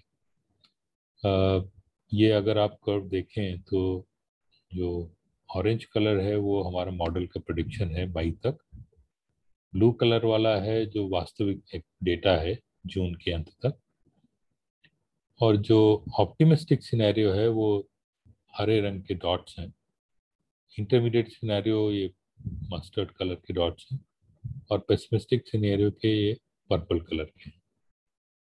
तो आप देख सकते हैं कि ऑप्टिमिस्टिक और इंटरमीडिएट सिनेरियो में कुछ विशेष अंतर नहीं है। ये दोनों ही दिखा रहे हैं कि कभी अक्टूबर में किसी समय थोड़ा सा केसेस की संख्या बढ़ेगी लेकिन ज़्यादा। जो पेसिमिस्टिक सिनेरियो है जो उसमें कि माना है कि नया म्यूटेंट आएगा जो 25% अधिक इन्फेक्शस होगा, उसमें तीसरी वेव थोड़ी ज़्यादा बड़ी होगी, लेकिन इसकी फिर भी ऊंचाई जो है वो पहली वेव के आसपास होगी, दूसरी वेव से काफी कम। और साथ ही साथ यदि हम ये भी बात का ध्यान अगर इस पर रखें कि क्योंकि काफ़ी लोग वैक्सीनेट हो चुके होंगे तो और इम्यूनिटी आ चुकी है उनके सेकेंड वेव के द्वारा भी, तो इस बार यदि उनमें इन्फेक्शन आता भी है तो उतना तेज नहीं होगा। तो इसलिए तीसरी वेव यदि इतनी बड़ी हुई भी जैसा कि पर्पल डॉट्स दिखा रहे हैं तो भी हॉस्पिटल इंफ्रास्ट्रक्चर पे उतना अधिक दबाव शायद नहीं रहेगा। तो ये हमारे कुछ कैलकुलेशंस हैं जो मैं आपको दिखाना चाह रहा था, और इसके अनुसार जो एक अच्छी चीज जो ये निष्कर्ष निकल रहा है कि तीसरी वेव यदि आई भी तो शायद उसका प्रभाव उतना अधिक नहीं। धन्यवाद।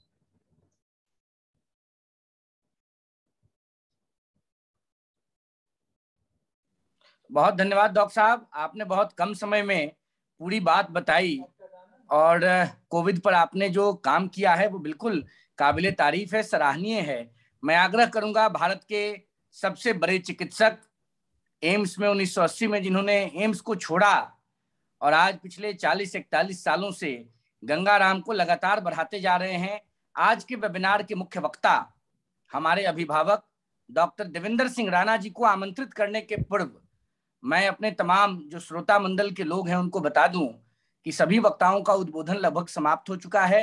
मुख्य वक्ता के बाद आदरणीय अध्यक्ष महोदया बोलेंगी, अध्यक्ष महोदया के उपरांत स्वामी जी का आशीर्वचन होगा, और अध्यक्षा महोदया ने काफी समय इस वेबिनार को दिया है जिसके लिए मैं तहे दिल से उन्हें धन्यवाद देता हूं, और उनकी मुस्कुराहट ये बता रही है कि वो बिल्कुल सहज हैं इस वेबिनार में। मैं आग्रह करता हूं corona challenges and opportunities subject के मुख्य वक्ता जिनको माननीय सुप्रीम कोर्ट ऑफ इंडिया ने जो टास्क फोर्स बनाया है उसमें प्रमुखता से रखा है कोविड के ऊपर देश भर में नीति निर्धारण के लिए, ऐसे महान चिकित्सक संभवतः पद्म विभूषण, पद्मश्री नहीं पद्म विभूषण डॉक्टर देवेंद्र सिंह राणा जो हिमाचल प्रदेश से आते हैं और नई दिल्ली के गंगाराम अस्पताल के चेयरपर्सन हैं, वो अपने बात को रखें। डॉक्टर डी एस राणा साहब।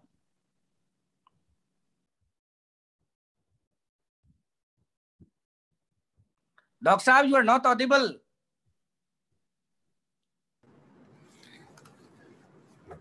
स्वामी अभिषेक जी, रोहित जी और सभी इतनी बड़ी बड़ी हस्तियां को मैंने सुना, सबको मेरा प्रणाम है। आपको तो आपने मुझे इनके साथ सुनने का अवसर दिया, मुझे बहुत अच्छा लगा। मैं शुरू करूंगा लास्ट वाले स्पीकर से, डॉक्टर मनिंदर अग्रवाल को। उनको मैंने पहले भी सुना है, हम टास्क फोर्स में सुनते हैं इनको। अब भगवान करे कि इनकी जो ऑप्टिमिस्टिक वेव है, जो इनकी जो प्रोडिक्शन कर रहे हैं वो ही ठीक हो, ताकि जो सारा देश तैयारियां कर रहा है, सारे अस्पताल तैयारियां कर रहे हैं थर्ड वेव को फेस करने की। और मुझे पूरा विश्वास है कि जो हमारा हाल दूसरी वेव में हुआ वो तीसरी वेव में नहीं होगा। और सबको सुनने के बाद मुझे यही अच्छा लगा, सारा आपने सुन लिया, अपॉर्चुनिटीज़ और चैलेंज के बारे में सब ने बड़ी अच्छी तरह एड्रेस किया, अपनी अपनी बात सब ने सुनाई। और ये बड़ी अच्छी बात है कि सेल्फ रिलायंस वाली जो बात डॉक्टर साहब ने कही, डॉक्टर अनिल कुमार ने लखनऊ से, वही जब सेल्फ रिलायंस होगी तभी हम, जब प्रधानमंत्री का सपना है और सब हमारा सबका सपना है कि सेल्फ रिलायंट इंडिया होना चाहिए। और बाकी तो खैर पैंडेमिक की वजह से आई है, ये रोज़ रोज़ नहीं आएगी, सारी हमारे लाइफ टाइम में नहीं आएगी। ये सॉर्ट ऑफ डिजास्टर मैनेजमेंट है, इसके बारे में देश को तैयार रहना चाहिए। और उस दिशा में सरकार से मैं यही कहना चाहता हूँ कि हमें हर बड़े शहर में और एटलीस्ट हर प्रदेश में एक या दो जगह पर इन्फेक्शियस डिजीज़ के हॉस्पिटल होने चाहिए, जहाँ एक इन्फेक्शियस डिजीज जो है वो सेल्फ स्पेशलिटी है और उनको हैंडल करने का एक विशेषज्ञ होना चाहिए। और जब भी ऐसी कोई पैंडेमिक कोई बीमारी आती है तो हम अच्छी तरह इसको हैंडल कर पाएँ, और इसकी दिशा में हमें काम करना चाहिए, सरकार को काम करना चाहिए। बाकी तो सभी लोग सर्विस कर रहे हैं, सभी लोगों ने बहुत अच्छा किया, सभी, चाहे गवर्नमेंट ऑफिसर थे, चाहे सिविल सोसाइटी के लोग थे, चाहे पत्रकार हैं, चाहे जजेस हैं, चाहे वकील हैं, सभी ने अपना अपना रोल अदा किया सेकंड वेव को फेस करने का। पर मैं फिर भी देखा है कि इस देश में हमारे अपने कंट्री में एम्बुलेंस सर्विसेज जो है वो सेटिस्फैक्ट्री नहीं है। बहुत से लोगों की, चलो हमारी जो एक इंफ्रास्ट्रक्चर थी ऑक्सीजन के बारे में या किसी के बारे में, अमिताभ जी ने बताया कि उसको सॉर्ट आउट कर रहे हैं, पर एक एम्बुलेंस सर्विस को भी एक इम्प्रूव करने की ज़रूरत है। और स्पेशली जब थर्ड वेव की बात कर रहे हैं कि थर्ड वेव में किसी वजह से सभी बच्चे ज़्यादा इन्फेक्टेड भी होंगे, तो बच्चों के डॉक्टर जो होते हैं उनकी कमी है, वो सब जगह नहीं हो सकते, हर डिस्ट्रिक्ट में नहीं हो सकते हैं। और कभी किसी सीरियस बच्चों को ट्रांसफ़र करना है इधर से उधर बड़े बड़े सेंटर्स में, तो सरकार को इनके लिए इवन एयर एम्बुलेंस सर्विस की भी सुविधा करनी चाहिए। मैं ज़्यादा नहीं बोलूँगा, मैं अपने चीफ गेस्ट को सुनेंगे क्या बोलेंगी। तो इन शब्दों के साथ में रोहित जी नमस्कार आपको और thank you very much. Sir धन्यवाद कि आपने अपने इतने व्यस्तम शेड्यूल में पिछले 1.5 घंटे से हम लोगों को समय दिया है। आज की वेबिनार की अध्यक्ष सुप्रीम कोर्ट ऑफ इंडिया की वरिष्ठ अधिवक्ता रहीं, वर्तमान में भारत के राष्ट्रीय मानवाधिकार आयोग की वरिष्ठ सदस्या, झांसी की रानी तो मैं नहीं कहूंगा, लेकिन सशक्त, सबल, समर्थ नेतृत्व जिनका है, ऐसी महान विदुषी आदरणीय ज्योतिका कालरा जी से मैं अनुरोध करूंगा कि वो इस वेबिनार को संबोधित करें। आदरणीय ज्योतिका जी। रोहित, मैं फॉर्मेलिटीज में नहीं पढ़ रही और सभी को मेरा सादर नमन और मेरी तरफ से सभी को नमस्कार। मैं एकमात्र महिला स्पीकर हूँ आपके इस पूरे पैनल की।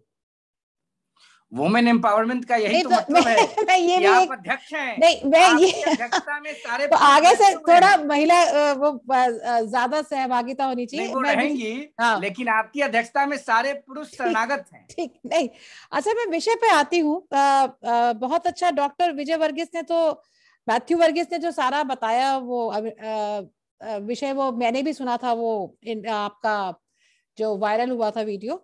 ट्रीटमेंट स्टैंडर्ड ट्रीटमेंट प्रोटोकॉल एक बहुत बड़ा विषय है। मैं खुद जब पिछली वेव थी तो मैं LNJP हॉस्पिटल में कोविड के दौरान कोविड वार्ड में इमरजेंसी में मैं स्वयं गई थी, और अभी भी मैंने सारा डिस्ट्रिक्ट गौतम बुद्ध नगर के सारे हॉस्पिटल्स में जाकर सबको विजिट किया, और जहां जहां मेरा ये क्वेश्चनियर में था कि स्टैंडर्ड ट्रीटमेंट प्रोटोकॉल क्या है, तो मेरे पास 2 ही जवाब आए सब जगह से। अभी की जो मेरा विजिट था कि सितंबर 2020 में जो ICMR का स्टैंडर्ड ट्रीटमेंट प्रोटोकॉल था, और उसके बाद मई 2021 का ICMR का जो स्टैंडर्ड ट्रीटमेंट प्रोटोकॉल था।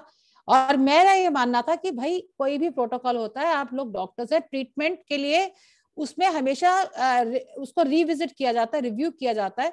तो उसका आपके पास कोई मिनट्स, कुछ ऐसा डॉक्यूमेंट, रिटन डॉक्यूमेंट कि मान लीजिए आपके जो सबसे हेड डॉक्टर है वो नहीं है, एक जूनियर डॉक्टर आता है, तो एक standard treatment protocol which has been revisited by the team should have been there. वो डॉक्टर मैथ्यू ने भी उस बात को कहा।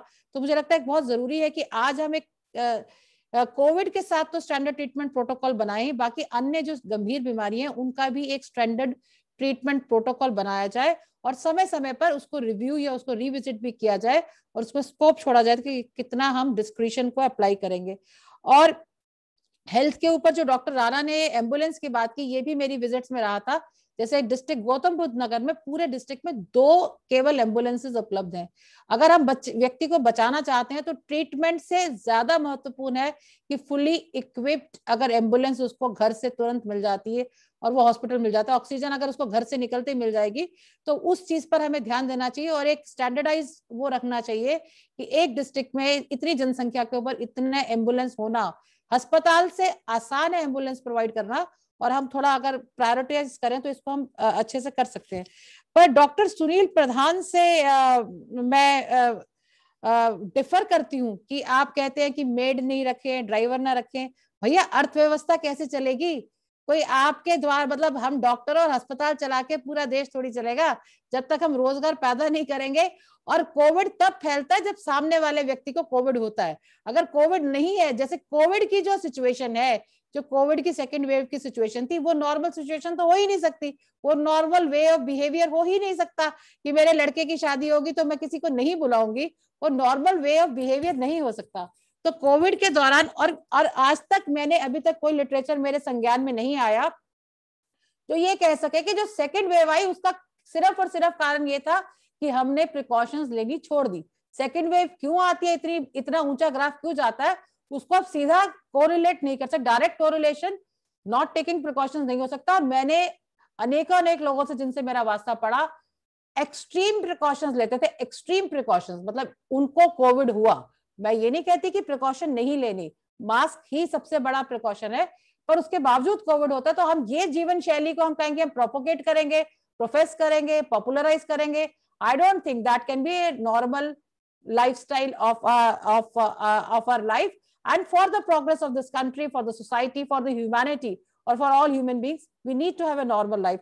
And I would like to emphasize, I think, which PC, the acting vice chancellor of Delhi University was here, the health issues have been addressed. I think our infrastructure has improved. I was suggesting that we can use this opportunity of COVID to update our health infrastructure, which we would be, because now we have good ventilators, we have good oxygen, we have ICU beds.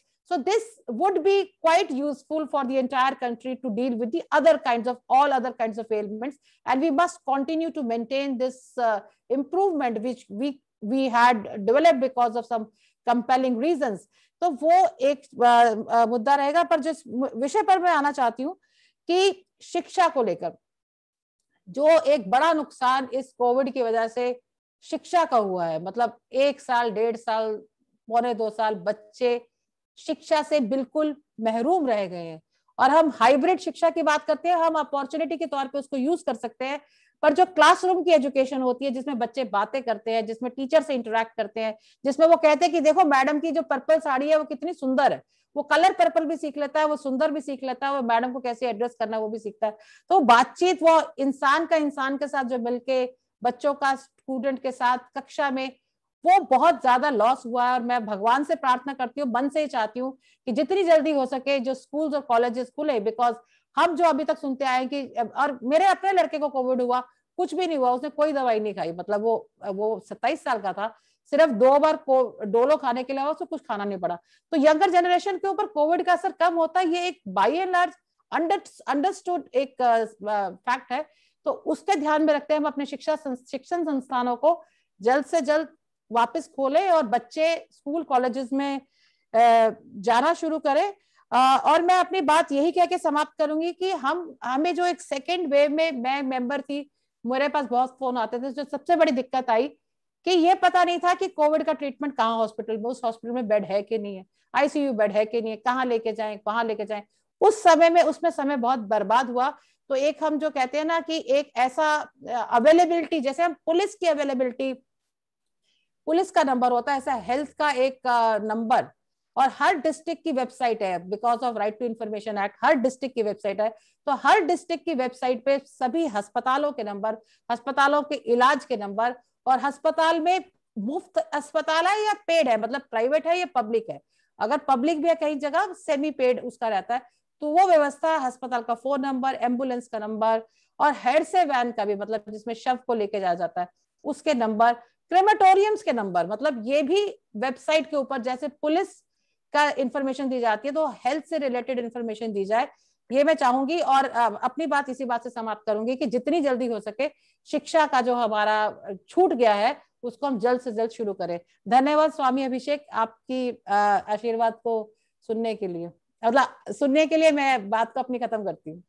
धन्यवाद आदरणीय ज्योतिका कालरा जी, आपने बड़ी बेबाकी और स्पष्टता के साथ इस विषय पर अपने विचार व्यक्त किए।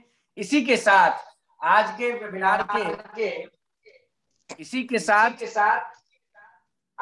वेबिनार के उद्घाटनकर्ता, सनातन धर्म के प्रचारक प्रसारक महाराज करपात्री जी के विचारों के संवाहक, हमारे अभिभावक पूज्य स्वामी अभिषेक ब्रह्मचारी जी महाराज से मैं अनुरोध करूंगा वो अपने विचार व्यक्त करें। पूज्य स्वामी अभिषेक ब्रह्मचारी जी महाराज।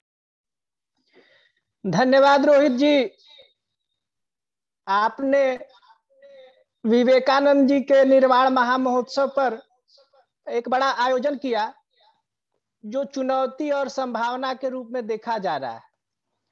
तो हमको लगता है कि यह चुनौती पूरे विश्व से जब भारत को मिल रही थी और शिकागो के पटल पर जब विवेकानंद जी ने अपना पक्ष रखा तो यहीं से शुरू किया कि हमारे अमेरिकी भाई बहनों और होल ओवर डी जीरो करके लंबा प्रवचन जो उनको 5 मिनट का समय मिला था 1.5 घंटा में परिणित हुआ, जैसा हम लोग सुनते हैं।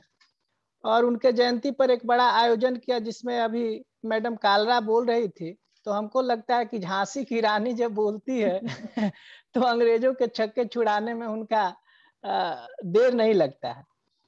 तो चुनौती के रूप में हम लोग देखें कि जब जिस समय भारत के सामने एक विकट परिस्थिति खड़ी हो गई थी, लोग अपने परिजनों को जलाने नहीं जा रहे थे, अस्पताल में ऑक्सीजन आदि नहीं मिल रहा था, भोजन की इतनी त्रासदी सबके दिमाग में चढ़ रही थी। जब हम लोग देख रहे थे कि जत्था का जत्था निकल के आ रहा है बंबई से, दिल्ली से पैदल ही लोग चल दिए और घर जाने के लिए, तो एक सरकार और समाज के सामने बड़ी चुनौती बन आ गई कि इससे क्या किया जाए। एक और सरकार और समाज कह रहा था कि सोशल डिस्टेंस का पालन कीजिए, और दूसरी ओर भोजन का लाला पड़ा था। जो लोग प्रदेश में अपने लिए भोजन आदि का प्रबंध करने के लिए निकले थे, फिर भी उस त्रासदी को भारत ने झेला और पुनः एक वो रास्ता जब अख्तियार करने का प्रयास किया तो दूसरी बार जो एक वेव आया उससे भी निपटने के उसमें तो लोग हमको लगता है कि हजार लोग मर गए, श्मशान घाट आदि की जो स्थिति देखी किसी से छिपा नहीं है। और जो लाशों को जलाना आदि चाहिए उसको दफनाना आदि पड़ गया।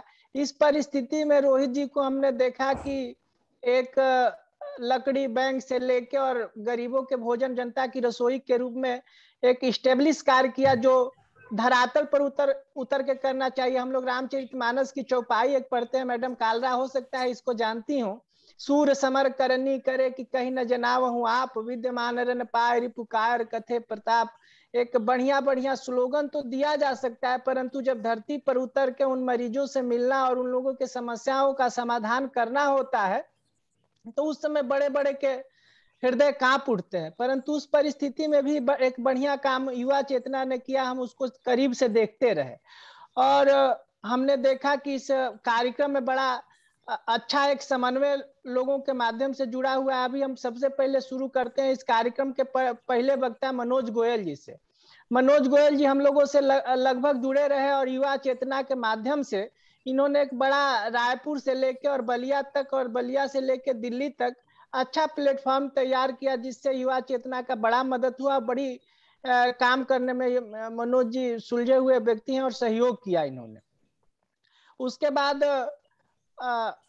और लोग भी बोले, परंतु जब श्री खंडे जी बोल रहे थे तो इनको हम बड़ी बारीकी से सुन रहे थे, तो इन्होंने भी विवेकानंद जी वाला पहलू शुरू किया कि मैं समय के परिधि में रह के बोलूंगा। हमको तुरंत हमको लगा कि सभा के विषयों को जीत लिया, तो लंबा बताना क्या है, करने की जरूरत है और समाज को यह आवश्यकता है कि हम किशोर से समाज को सुरक्षित और व्यवस्थित बना सकें।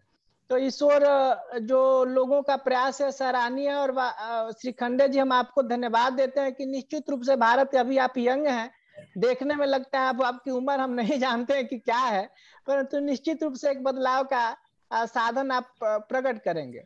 वर्गीस जी जिनका चर्चा अमेरिका जैसे सशक्त देश के राष्ट्रपति ने किया अपने शब्दों में, और नीति आयोग के सीईओ ने बताया कि आपने क्या किया, हमने स्क्रीन पर भी आपके क्रियाकलापों को देखा, तो लगा कि हमारे देश में अभी भी कोई रत्न है जो भारत में परिवर्तन की धारा बहा सकते हैं। हम लोग सुनील प्रधान जी को सुनते रहे जो अपने वाणी और विषय में समाया, उन्होंने भी उसको प्रस्तुत किया। और व्यक्तिगत रूप से हमने बताया कि हम आपके उम्र को नहीं जानते हैं श्री खंडे जी, परंतु देखने में आप जवान ही लग रहा है, सदा जवान रहे, ये हमारी कामना है।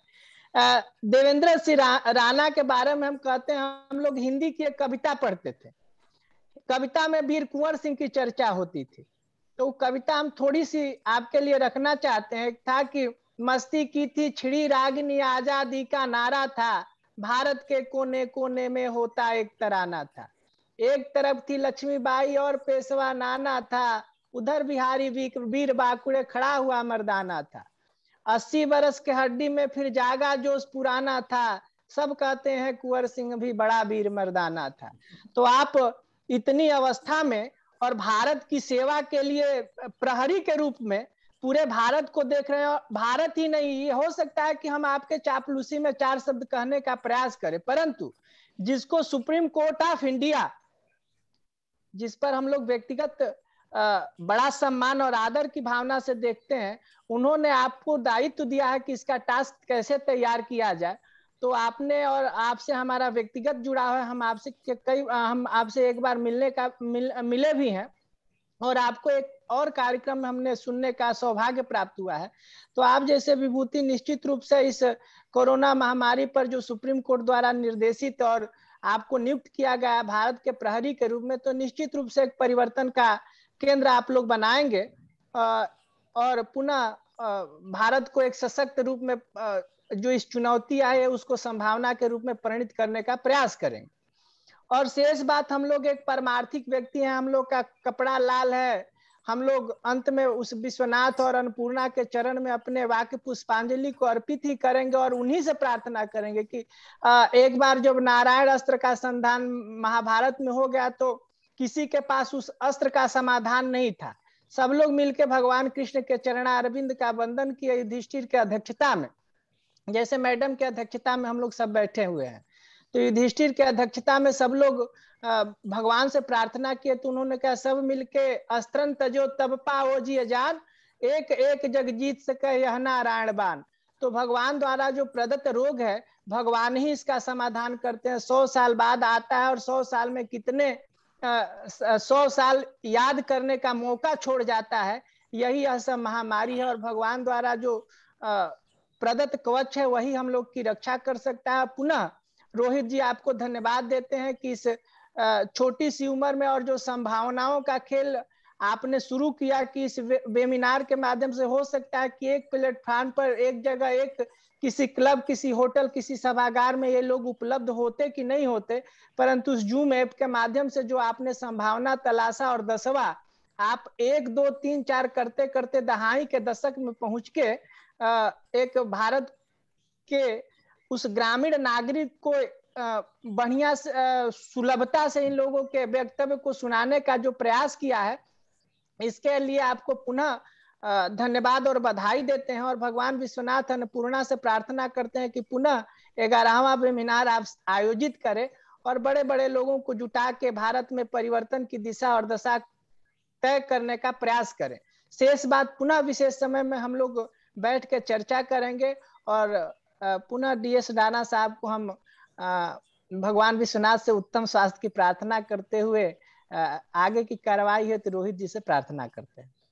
बहुत धन्यवाद पूज्य स्वामी अभिषेक ब्रह्मचारी जी महाराज, धन्यवाद आदरणीय ज्योतिका कालरा जी, धन्यवाद डॉक्टर DS राणा साहब, धन्यवाद डॉक्टर श्री खंडे जी, धन्यवाद डॉक्टर मैथ्यू वर्गीस साहब, धन्यवाद भाई मनोज गोयल जी, डॉक्टर मनिंदर अग्रवाल साहब, ध्रुव गलगोतिया जी, डॉक्टर सुनील प्रधान जी, धन्यवाद उन तमाम लोगों को जिन लोगों ने इस वेबिनार में समय दिया, डॉक्टर अनिल गुप्ता जी, तमाम लोग, हमारी युवा चेतना की टीम।